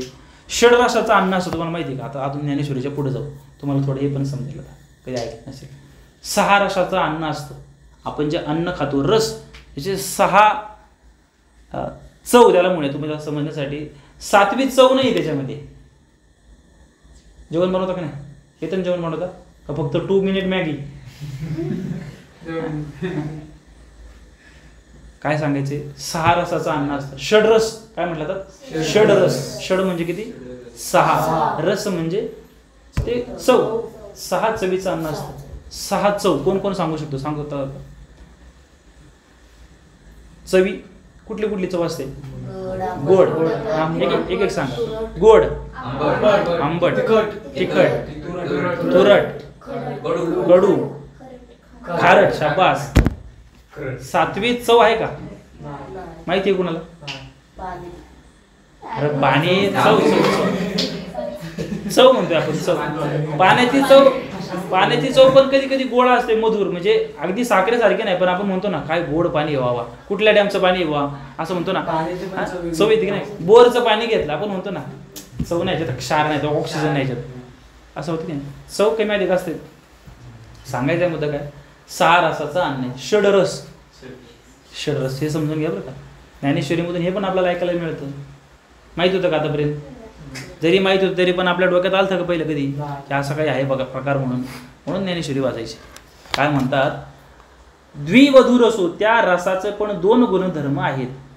तैसाची द्विवधू रसू, याप्रमाणे रस विषय रसनेंद्रियाशी संयोग झाल्याने प्रेम आणि इच्छा याला कारण होतात. विषयाच्या संगतीमुळे भोक्त्याचा बुद्धिभेद होतो, त्याचा अधःपात होतो. पॉइंट ऑफ व्ह्यू इथे आहे आपला सेंटर पॉइंट. विषयाच्या संगतीमुळे भोक्त्याचा बुद्धिभेद होतो. विषयाच्या संगतीमुळे आपला बुद्धिभेद होतो. आपल्याला वाटतं हे सुखाचं आहे, पण ते सुखाचं नसतं. आपल्याला वाटतं तसं. ते दारू पिणाऱ्याला माहित नाही का की त्या दारू पिण्यामुळे हानी आहे म्हणून? माहिती आहे, पण त्याला ते सुखाचं वाटतं का? जिभेमुळं. जीभ त्याला तिकडे नेते ना. इंद्रिया अधीन झालो देवा, तुकाराम महाराजांचा अभंग आहे. इंद्रियांच्या अधीनतेमुळे, आसक्तीमुळे त्या विषयांचं सुख तिकडे माणसाला भरकटवून नेतो. व्यसनी जी माणसं आहेत त्यांचं व्यसन का सुटत नाही? त्यांना असं वाटतं त्या विषयामध्ये म्हणजे त्या व्यसनामध्ये सुख आहे, पण तो भ्रम कुणी निर्माण केला? इंद्रियाने. त्याला भासतो. म्हणजे त्याची बुद्धी तितकी प्रबळ नाहीये, तो इंद्रियांच्या मागे जातोय. एक लक्षात घ्या, आपल्या जीवनाचे 4 स्तर आहेत. किती वाजले सांगा बाबा? त्याला कंटाळा आलेला आहे. 7:41 झालेले आहेत. अजून 20 मिनिटं आहेत. तुला ईश्वरीला ज्ञानेश्वरी सहन करावी लागेल. ठीक आहे. काय सांगत होतो आपण आता? समजते ना तुम्हाला का कंटाळवाणं होते? ज्ञानेश्वरी समजून घेतोय आपण, प्रवचन करत नाही ना.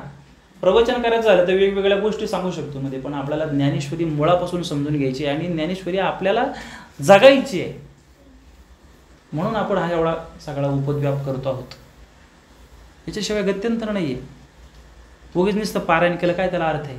ती ओवीच समजली नाही, त्यातला मुळात अर्थच समजला नाही, तर काय अर्थ आहे? आता समजा हे चिंतन ऐकलं आणि तुम्ही गेले आणि कधी मित्रांमध्ये मैत्रिणींमध्ये बसले आणि अचानक एखाद्या मुद्द्यावर चर्चा आली तर तुम्ही त्याला सांगू शकता, एक्सप्लेन करू शकता, स्वतः त्याचा अनुभव घेऊ शकता की नाही?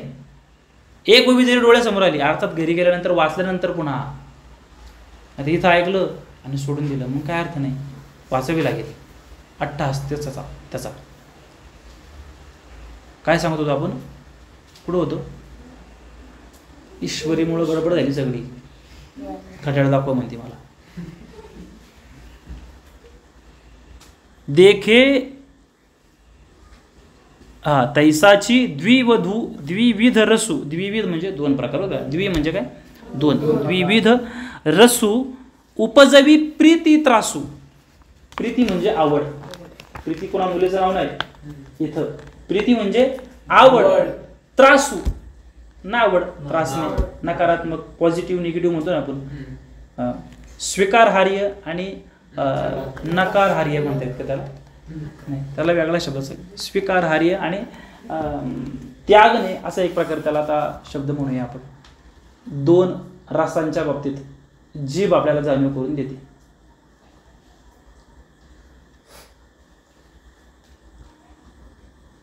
दूध उदाहरणार्थ दूध प्यायला घेतला, वा वा काय छान दूध, गोड मसालेदार दूध पितो आपण.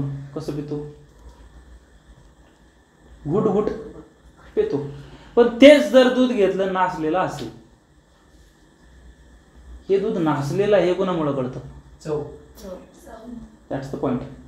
प्रीती आणि त्रासू, चांगलं सुगंधी दूध असेल तर आपल्याला आवडतं, आणि जर नासलेलं असेल तर हे कोणामुळे झालं? इंद्रियांमुळे. That's the point. इथे लक्ष द्या.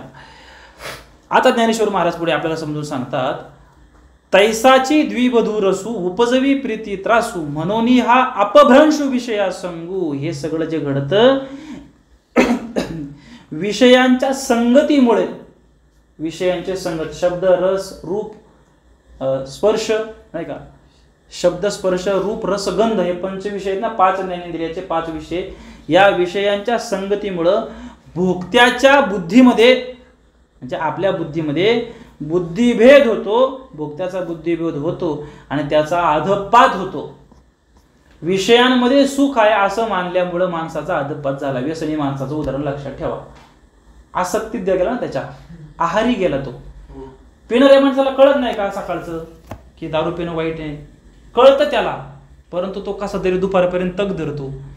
तो दिवसभर म्हणतो अजिबात आज जायचं नाही, आज प्यायला जायचे नाही, आज आपल्याला घरातले बायकोनी शिवाय घातल्यात, पोरांनी घातले, घरातले नातेवाईकांनी आपल्याला म्हणले आज प्यायला जायचं नाही, आज नाहीच.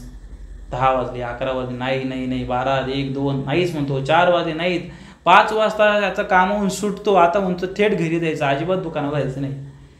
5, 5:30 पर्यंत तो जातो, असा मनाला ठरवतो 6 वाजले रे वाजले का त्याची जीभ, त्याचं मन म्हणतं काय ते ऐकतो त्या बुद्धीचं, चल आपला, आणि जाऊन मग पुन्हा तो 1, 2, 4 उदाहरण लक्षात घ्या घेतो आणि पुन्हा मग त्याची जीवनाची हानी करून घेतो. कशामुळे झाले हे? इंद्रियांच्या अधीनतेमुळे. आता मी फक्त एक उदाहरण तुम्हाला सांगितलं, हेच पंच ज्ञानेंद्रियांचं आहे. आपण आपलं परीक्षण करा प्रत्येकाने, आपण कसं भुलून जातो तिकडे.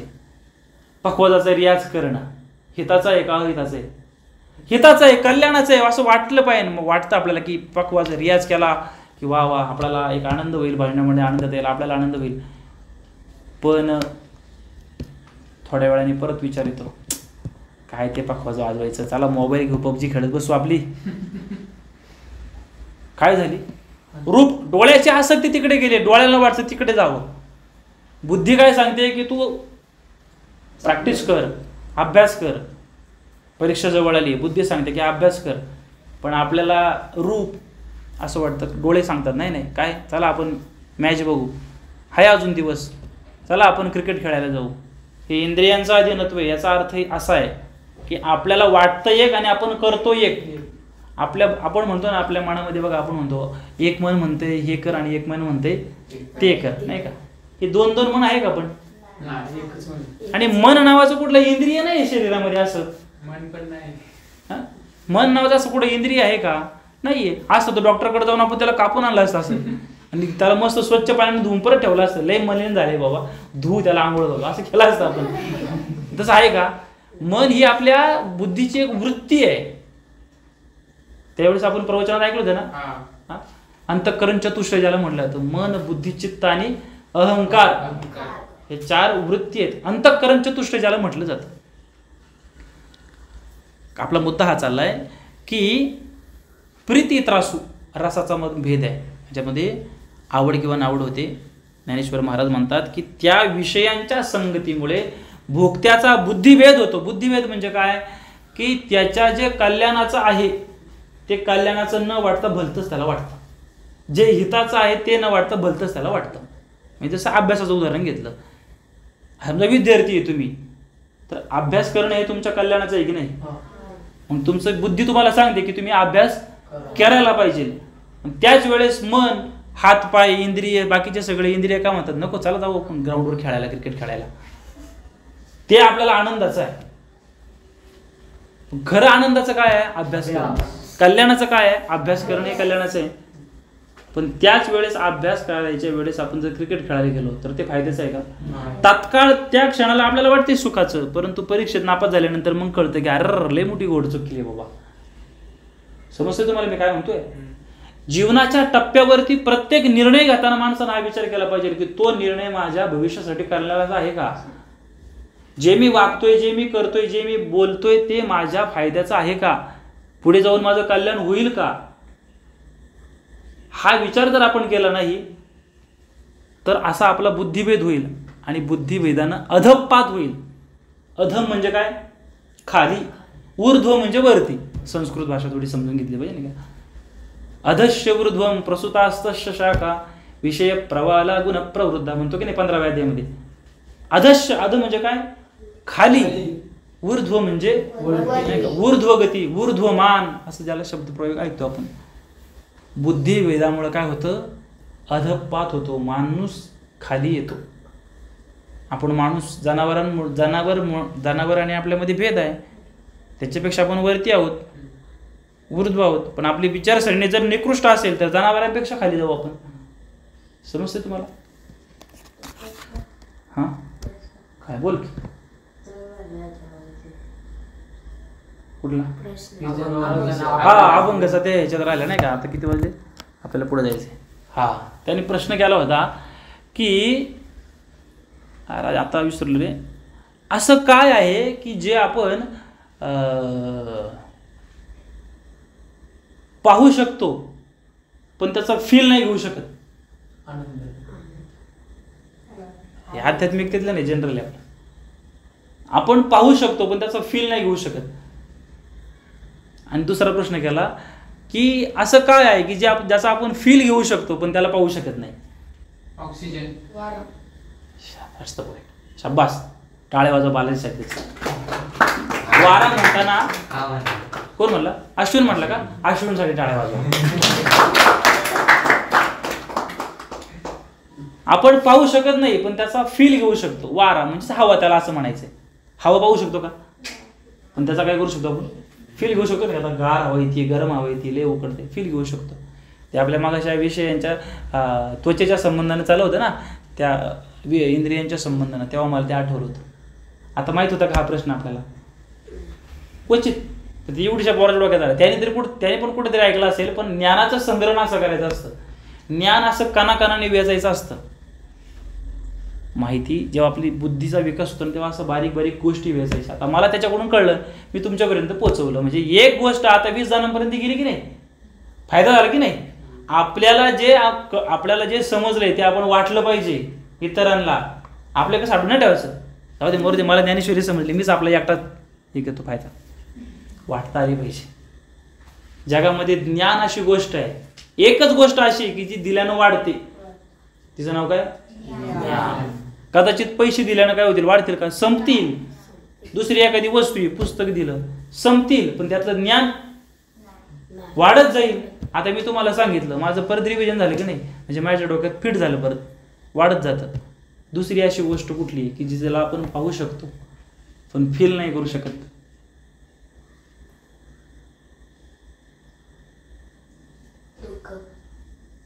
अरे दादा, दुःख तू पाहू शकतो? कसं काय पाहू शकतो सांग?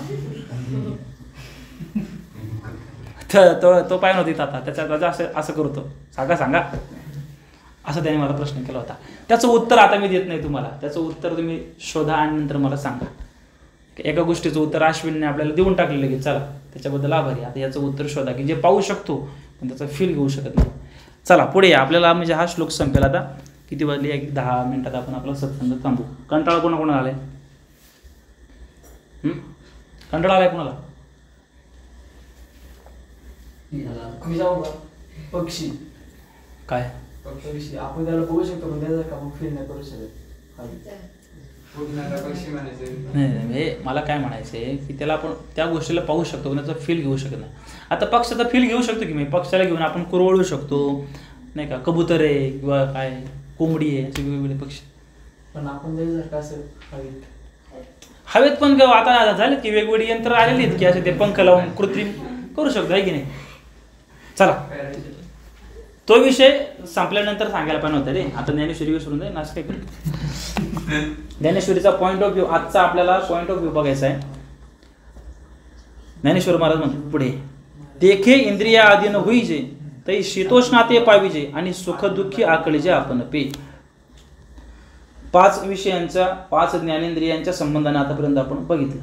त्याच्या पुढचे ज्ञानेश्वर महाराज म्हणतात की मनुष्य जो आहे तो इंद्रियांच्या छंदांच्या अधीन होतो. इंद्रियांची व्यसन, तंबाखू खाणाऱ्याला सवय लागलेली असते. त्याला जर म्हटलं ना काय होतं तंबाखू खातो तो काय होत नाही, पण सवय लागली. छंद ज्याला म्हटलं तो छंद म्हणजे काय, सवय लागणे. सवय लागली. आता तुम्ही गुरुवारचे येतात, तुम्हाला कोण बोलवायला येतं का? काय लागले आपल्याला, तो छंद लागला ना की यार ज्ञानेश्वरी ऐकायला गेलं पाहिजे, आपल्याला ज्ञानेश्वरी फार भारी आहे, ऐकली पाहिजे ना आपण, ठीक नाही. हा काय झाला, छंद झाला. तसे दुसरे मूर्ख पण आहेत पत्ते खेळणारे, त्यांचा पण तो छंदच आहे की. लक्ष देते का? दिवसभर गोट्या खेळणारी, डोके खेळणारी आहे ना, त्यांचा पण तो छंदच आहे ना. हा, तू त्याच्याकडे बघतोय म्हणजे हा पण जातोय म्हणायचं नाही का. मनुष्य इंद्रियांच्या छंदांच्या अधीन होतो तेव्हा त्याला शीतोष्णाचा अनुभव घ्यावा लागतो. तो त्या आसक्तीत गेला की मग त्याला शीतोष्ण, म्हणजे शीतोष्ण म्हणत असताना द्वंद्व, सुख दुःख, लाभ हानी, निंदा स्तुती, हे द्वंद्व समाज शिकले का नाही व्याकरणामध्ये. घरदार, अंथरून पांघरून, एकाला दुसरा अपोजिट शब्द असतो नाही का. पाणी बिनी, बिडी काडी शब्द आहे की नाही. रुद्र बिद्र, चिनू बिनू आहे की नाही. असे द्वंद्व समाज. हा आता विनोदातला झाला. सांगायचं आहे काय की देखे इंद्रिया अधीन होईजे. आपण जर इंद्रियांच्या अधीन झालो तर आपल्याला सुख दुःख भोगावंच लागणार. आपलं जे जीवन चाललंय इंद्रियांच्या अधीनतेमुळे चाललंय. बुद्धी सांगते हे वेगळं कर, इंद्रिय म्हणते वेगळं कर. बुद्धी काय सांगते, आता जरा मूळ मुद्द्यावर येतो. बुद्धी काय सांगते, वाईट खाऊ नये, वाईट पिऊ नये, वाईट पाहू नये, वाईट करू नये, सांगते की नाही बुद्धी. बुद्धी सांगते ना मांसाहार करू नये. मूळ मुद्द्यावर आलो आता, कळीचा मुद्दा. तिने डोक्याला घातला बरोबर. एका जीवाला कापायचं, कोंबडी बकर, त्याची डायरेक्ट मान कापायची आणि त्याचं मांस खायचं, चांगलं आहे का? कळतं ना बुद्धीला, कळतं की नाही? प्रत्येकाला कळतं. तरी पण जे खातात इथं बसलेले, जे खातात एकमेकाच्या तोंडाकडे बघूच नका. आपल्या मनाला विचारा स्वतःला, एका जीवाला कापायचं आणि त्याला खायचं चांगलं आहे का? नाही. बुद्धी म्हणते हे वाईट आहे, पण जीभ काय म्हणते, चांगलं आहे. म्हणजे आता हे चांगलं वाटलं कोणाच्यामुळं, इंद्रियांच्यामुळं. पण बुद्धी आपल्याला खरा निर्णय देते की हे वाईट आहे, पाप आहे. पण आपण त्या इंद्रियांच्या मागे जातो आणि आपला अधपात करून घेतो. आपण त्यावेळेस आपल्या बुद्धीचं ऐकायला पाहिजे ना कार्तिक. मुद्दा फॅक्ट लक्षात घ्या. अध्यात्म, परमार्थ, धार्मिकता बाजूला ठेवा, फॅक्ट लक्षात घ्या, त्यातलं तत्व लक्षात घ्या. ज्ञानेश्वरी आपल्याला विज्ञान शिकवते, जीवनाची रीत शिकवते. मी सांगितल्यानं तुम्ही बदलू नये, तुमच्या अंतःकरणाला पटल्यानंतर तुम्ही बदलावं, याच्याकरता ज्ञानेश्वरी आहे. आणि आपली लोक मूर्ख आहेत, तिकडे येत नाहीत. ज्ञानेश्वरी किती सुंदर आहे, आपल्याला जीवन बदलायला शिकवते. किमान याच्यातून एक तरी विचार आपल्याला मनात यायला पाहिजे की आजपासून आपण मांसाहार करू, होय की नाही. ओवी काय सांगितली आपली की देखे इंद्रिया अधीन होईजे, म्हणजे इंद्रियांच्या अधीन झालो ते शीतोष्णा ते पाविजे. शीतोष्ण म्हणजे द्वंद्व, शीत उष्ण, थंड गरम असंच नाही म्हणायचं ज्ञानेश्वर माऊलींना. त्याच्यामधलं सुख दुःख, लाभ हानी याच्या संबंधानं म्हणतात की आपण इंद्रियांच्या अधीन झालो, इंद्रियांचं ऐकायला लागलो की आपल्याला सुख दुःख येणारच. हे काळ्या दगडावलेलं एक आहे. म्हणून आपण इंद्रियांचं न ऐकता बुद्धीचं ऐकलं पाहिजे. एक लक्षात घ्यायचं, ते एक सायकोलॉजिकल, एक मानसशास्त्रीय गोष्ट अत्यंत महत्त्वाची. आपण जे मागाशी म्हटलो ना, एक मन म्हणते हे कर, एक मन म्हणतात ते कर. ते मन दोन नसतात, तिथं एक बुद्धी असते आणि एक मन असतं. बुद्धी नेहमी आपल्याला आपल्या कल्याणातच सांगते. कधी पण तुम्ही बारकाईने परीक्षण करा, जेव्हा आपल्या मनामध्ये कुठल्याही गोष्टीचं द्वंद्व उभं राहतं ना, द्वंद्व, करू की नको करू, जाऊ की नको जाऊ, खाऊ की नको खाऊ, पाहू की नको पाहू, बोलू की नको बोलू, हे जे द्वंद्व निर्माण होतं ना, त्यावेळेस क्षणभर मनामध्ये आपण आपल्या स्वतःशी संवाद साधायचा. त्यावेळेस आपल्याला बुद्धी जो निर्णय देते ना, ती बरोबरच असतो. बहुतांशी मनाचा निर्णय चुकतो. तुम्ही ऐका लक्ष देऊन. जीवनाच्या टप्प्यामध्ये प्रत्येक पायरीला बुद्धीचं ऐकायचं. कोणाचं? बुद्धीचं ऐकायचं. अध्यात्म, परमार्थ, जीवनमान सगळं बुद्धीवर अवलंबून आहे. बुद्धी तर्कशील आहे आणि मन हे भावना प्रधान आहे. मनाला चांगलं वाईट कळत नाही, मन ओघात जातं आणि मनाची फसगत का होते माहिती आहे? मनाच्या मागे ही 10 इंद्रिय आहे. परत मागच्या ओवीवर येईल आपण आता की देखे इंद्रिया अधीन होईजे तै शीतोष्णा ते पाहिजे आणि सुख दुःखी आगळजे आपण पे. मन आणि बुद्धी याच्यामध्ये द्वंद्व चालतं. नेहमी बुद्धीचं ऐकायचं. लक्षात आलं? एखाद्याने कुठली गोष्ट सांगितली, कोणीही सांगितली, लगेच ऐकायची आहे का आपण त्याच्यावर मंथन केलं पाहिजे. आपण आपल्या विचाराने त्याच्यावर ठरवलं पाहिजे हे योग्य आहे का अयोग्य आहे. खाण्याच्या बाबतीत आलो आपण काळ्या पिशवीबद्दल. किमान तुम्ही तरी ऐकावं मला असं वाटतं. म्हणजे अगदीच तुम्ही माळ घालावी असं मी तुम्हाला म्हणत नाही की चला बाबा तुम्ही माळकरी व्हा, अजिबात असं म्हणत नाही. तुमच्या अंतःकरणाला जेव्हा वाटेल ना की आपण देवाचं व्हायचंय, भगवंताचं व्हायचंय असं आतून येईल ना, तेव्हा मग माळ घाला. पण तुर्तास किमान ती वाईट आहे, घाण आहे, खाऊ नका ना. इतकं तर कळतंय की नाही? एका दिवसात बदलणार नाही, पण आपण आपल्या बुद्धीचं ऐकलं पाहिजे, जिभेचं नाही. बघा ना तुम्ही, ते बकरं वरडतंय, तडफडतंय आणि त्याची मान कापायची. डोळ्यासमोर चित्र आणा असं. त्या दुकानात गेले तुम्ही चिकन आणायला, तो कसाई डायरेक्ट सुरी घेतून डायरेक्ट मान कापतोय अशी, डायरेक्ट त्या डब्यात टाकून देते. ती फडफड फडफड फडफड थरथर करते. कसं वाटेल आपल्याला जर असं केलं तर? चांगलं वाटेल का? आपले असे हातपाय कापले आणि दुसऱ्याला खायला दिले, काय वाटेल आपल्याला? काय वाटेल? खेकडा आणली अशी जिवंत खेकडा आणि डायरेक्ट हातपाय मोडले त्यांचे, उकडत्या पाण्यात टाकले. कसं वाटतं पाहायला? चांगलं वाटतं? मग खायला का चांगलं वाटतं? जिभेच्या अधीन झाल्यामुळे आपल्याला सुख दुःख. म्हणून किमान एवढा तरी विचार करावा माणसानं की जे आपल्या डोळ्यासमोर दिसतंय, आपल्याला आपल्या बुद्धीनं कळतंय, त्या वाईट गोष्टी तर करता कामा नये. हे फक्त खाण्याचंच नाही, बाकीच्या सगळ्या गोष्टी ओरवायला याच्यामध्ये. याच्या मागे लागून खूप गोष्टी येतील.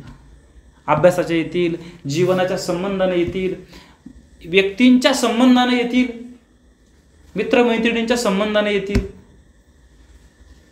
घरातल्या माणसांच्या संबंधाने येतील, अनेक गोष्टी येतील. किंवा एवढा तरी संदेश ज्ञानेश्वरीतून घ्यावा. आमच्या गुरुजींनी एक गोष्ट सांगितली. गोष्ट एक डॉक्टर होते, त्यांचं नाव नाही आता आठवत. त्यांचं एक पुस्तक होतं शाकाहाराबद्दल. कशाबद्दल? शाकाहाराबद्दल. शाकाहार म्हणजे काय? जे आपण व्हेजिटेरियन शाकाहारी. मी शाकाहारी कसा झालो असं ते पुस्तक होतं. हां, हसताय तुम्ही, सत्य आहे. त्यांची एक हिस्ट्री म्हणजे एक त्या डॉक्टर, मला नाव आठवत नाही. आपला सत्संग संपला बरं का, 1-5 मिनिटात संपू. कंटाळा आला ना, थांबूया आपण आता लगेच. डॉक्टर होते ते आणि त्यांना खूप मांसाहार आवडायचा. त्यांचं एक लहान बाळ होतं असं, एक 4-5 वर्षाचं. त्याला कळत होतं, चालत होतं, थोडं थोडं बोबडं बोलायचं. 2 मुलं होती त्यांची. तो त्यांना घेऊन चालला होता प्रवासाला आणि त्याला त्या दिवशी रविवार होता आणि रविवारच्या दिवशी त्याला आनंद साजरा करायचा होता. म्हणून तो ते चिकन आणण्याकरता दुकानावरती गेला त्या पोरांना घेऊन. त्याच्या मित्राची पोल्ट्री होती आणि त्याच्याकडं गावरान कोंबड्या तिथे मिळायच्या. त्याने लिहिलेलं बरं का चरित्र. आमच्या गुरुजींनी सांगितलं की एकदा, ते तुम्हाला मी सांगतोय. त्या डॉक्टरचं आत्मचरित्र आहे, मी शाकाहारी कसा झालो नाही आणि मी शाकाहारी झालो, असं त्याचं टॅगलाईन आहे. ऐकताय तुम्ही? त्या 2 लहान मुलांना, 4-5 वर्षाची बाळक ते घेऊन गेला आणि त्याची पोल्ट्री होती त्याच्या मित्राची. तो गेला त्याच्याबरोबर, मित्राबरोबर गप्पा वगैरे मारत बसला. तोपर्यंत त्या पोल्ट्रीत काय असतात? कोंबड्या असतात. आणि त्या कोंबड्या वेगवेगळ्या प्रजातीच्या होत्या, फक्त एक अशा बॉयलर नाही, वेगवेगळी बदक होते, कोंबड्या होत्या, वेगवेगळे प्रकार. आणि त्याच्यामध्ये असं त्या कोंबड्यांची पिल्लं अशी काही आणि कोंबड्या अशा फिरत होत्या. ती 4-5 वर्षाचं बालक. आता मुलं म्हणल्यानंतर त्यांचा विषय काय आवडीचा? खेळणं. लहानपणी आवडतं की नाही? ससा, कासव आवडतं की नाही? तुम्ही आल्यानंतर कासवाकडे बघता, आवडतं ना? तसं ती लहान बालकं काय गेली त्या पोल्ट्रीमध्ये, अशा कोंबड्या होत्या आणि त्यांच्या मागे फिरायला लागल्या. असे इकडून तिकडून फिरायचे, त्या कोंबड्यांच्या मागे पळायचे. त्याच्यात 2 कोंबड्या ज्या होत्या त्या वेगळ्या प्रजातीच्या होत्या. अमुक अमुक काय त्यांचं नाव असं. आणि ती 2 मुलं जी नेमकी त्या कोंबड्यांबरोबर खेळत होती, अशी खेळत होती. आणि थोड्या वेळाने मग त्याच्या वडिलांनी त्यांना बोलवले, मुलांना त्यांना बोलवलं आणि त्याने त्याच्या मित्राला ऑर्डर दिली की अमुक अमुक एवढं एवढं कर. त्यानं ते सगळं केलं आणि ते पिशवीमध्ये दिलं. काय दिलं तुम्हाला माहिती आहे, काय दिलं, कुठल्या पिशवीत दिलं, हां ते पण तुम्हाला माहिती. आणि तो निघायला लागला. त्यावेळेस ती 2 पोरं खेळत होती ना, ते म्हणले बाबा अहो ते कोंबड्या पुढे ज्यांच्याबरोबर आम्ही खेळत होतो त्यांना आपण घेऊन जायचं का घरी आपल्याबरोबर खेळायला. काय उत्तर दिलं असेल त्याने. त्या लहान मुलांनी काय म्हणले की त्या कोंबड्याची ती पिल्लं कुठे आहे की त्यांनी मला इतका आनंद दिला, आम्ही अर्धा तास त्यांच्याबरोबर खेळत होतो, त्या कोंबड्या कुठे आता दिसत नाहीत आम्हाला. त्या क्षणाला त्या डॉक्टरला कळून चुकलं की ज्या मुक्या जीवानं माझ्या मुलांना इतका आनंद दिला, काही त्यांना त्रास होता का, ते त्यांच्याबरोबर खेळत होते, बागडत होते, त्या आनंद देणाऱ्या त्या कोंबड्यांच्या पिल्लांना, त्या कोंबड्यांना मी कापून ह्या पिशवीमध्ये घेऊन चाललोय आणि त्यांचं मांस आपण खायचं.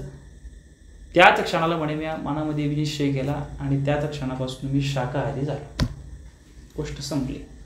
मी तुम्हाला अध्यात्म परमार्थ काहीच सांगत नाहीये, मी रिअल फॅक्ट सांगतोय की आपण आपल्या अंतःकरणात जर असा विचार येत नसेल दुसऱ्या जीवजंतूबद्दल, तो तोपर्यंत आपल्या मनामध्ये आपण मनुष्य म्हणून घेण्याच्या पात्रतेचं ठरत नाही. समजलं तुम्हाला. ज्ञानेश्वरी काय सांगते, देखे इंद्रिया अधीन होईजे तै शीतोष्णाते पाविजे आणि सुख दुःखी आकळीजे आपण पे.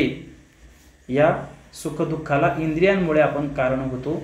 या विषया वाचून काही अनेक सर्वथा रम्य नाही, ऐसा स्वभावची पाही इंद्रियांचा. हे विषय तरी कैसे रोहिणीचे जळ जैसे, का स्वप्नेचा आभासे भद्र जाती.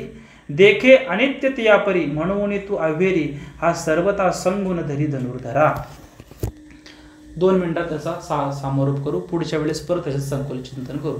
त्याचा समारोप असा आहे, ज्ञानेश्वर महाराज काय सांगतात की ही जी सुखदुःख आहेत ही ह्या इंद्रियांच्या अधीनतेमुळे आपल्याला अनुभवायला येतात. परंतु ती सुखदुःख कशी आहेत तर रोहिणीचे जळ जैसे. माहिती का रोहिणी तुम्हाला. आता इथं पण रोहिणी हे काय मुलीचं नाव नाहीये, नाव ऐकली पण माहिती नाही. रोहिणी हे नक्षत्राचं नाव आहे. 27 नक्षत्र आहेत आपल्या भारतीय संस्कृतीमध्ये, 27 नक्षत्र आहे, त्यातलं एक रोहिणी. पण त्या रोहिणीचा वेगळा एक अर्थ होतो. रोहिणीचे जळ म्हणजे काय, मागच्या वेळेस आपण पाहिलं होतं उदाहरण मृगजळ. ही सुखदुःख कशी आहेत, मृगजळासारखी आहेत. ते लांबून तर सुखकारक किंवा दुःखकारक वाटतात, पण जवळ गेला का पुढं पुढं जातात. काय म्हणतात ज्ञानेश्वर महाराज, हे विषय तरी कैसे म्हणजे विषय जे आहेत कसे आहेत, रोहिणीचे जळ जैसे मृगजळाच्या पाण्यासारखे आहेत. का स्वप्नीचा आभास आहे भद्र जाती. भद्र जाती म्हणजे भद्र जाती म्हणजे हत्ती. स्वप्नामध्ये हत्ती आला, खरा आहे खोटा आहे. पण स्वप्नात खरा वाटतो ना, पण खरा आहे का तो. वास्तवामध्ये तो खोटा आहे पण स्वप्नामध्ये खरा आहे. तशी ही सुख दुःख आपल्याला काय वाटतात, खरी वाटतात, परंतु ती सगळी स्वप्नवत आहेत. म्हणून देखे अनित्य या परी, म्हणून ही खोटी आहेत. अनित्य म्हणजे खोटी आहेत. जसं मृगजळाचं पाणी खरं आहे का, खोटं आहे. स्वप्नातला हत्ती खरा आहे का, खोटा आहे. त्याप्रमाणे ही सुख किंवा दुःख देखे अनित्य या परी, या सुख दुःखांसारखी मृगजळासारखी हत्तीसारखी अनित्य. अनित्य म्हणजे खोटी आहेत. ती यापरी म्हणून तू अव्हेरी. अव्हेरी म्हणजे काय, जड करून टाकणे, त्यागणे. म्हणून तू अव्हेरी, हा सर्वता संगुण धरी धनुर्धरा. धनुर्धरा कोण, धनुर्धर कोण आहे, अर्जुन. धनुर्धराचं नाव, अर्जुनाचं नाव धनुर्धर. त्या अर्जुन सांगतात पहा तसे हे जे विषय आहेत ते भ्रामक आहेत, अनित्य असल्यामुळे हे धनुर्धरा तू विषयांचा संग मुळीच धरू नकोस. हे धनुर्धरा, तुम्ही सगळे धनुर्धर आहात. अर्जुन आपल्याला सांगतात ज्ञानेश्वर महाराज की तुम्ही त्या विषयांचा संग धरू नका, नाहीतर तुमच्या जीवनात दुःख येईल. समजलं. आजचा सत्संग आपण थांबू. खूप चिंतन केलं आपण आज आणि छान सखोला चिंतन केलं. तुम्ही पण खूप शांततेने ऐकलं. तर आजचा सत्संग आपण थांबू. कोणाला काही प्रश्न. मला दुसऱ्या प्रश्नाचं उत्तर सापडलं. हां, लाईट. लाईट. वा वा, शाबास, टाळ्या वाजवा. प्रकाश, नाही का? लाईट म्हणजेच प्रकाश. त्याला आपण काय करू शकतो? पाहू शकतो. पण फील करू शकतो का? आता लाईट दिसते आपल्याला, सूर्याचा उजेड दिसतो, स्पर्श त्याला असं फील करू शकतो का आपण? असं काही फक्त डोळ्याने पाहू शकतो, पण कानाने त्वचेनं असा अनुभव घेऊ शकतो का? घेऊ शकतो का? मग बोल ना. महाराज तुम्ही मागाशी म्हणले 6 चव असतात. हा, 7वी चव आळणी. त्याला नाही, ती चवीत नाही बोलणार ना, ती बेचव झाली ना. आळणी म्हणजे काय? बेचव.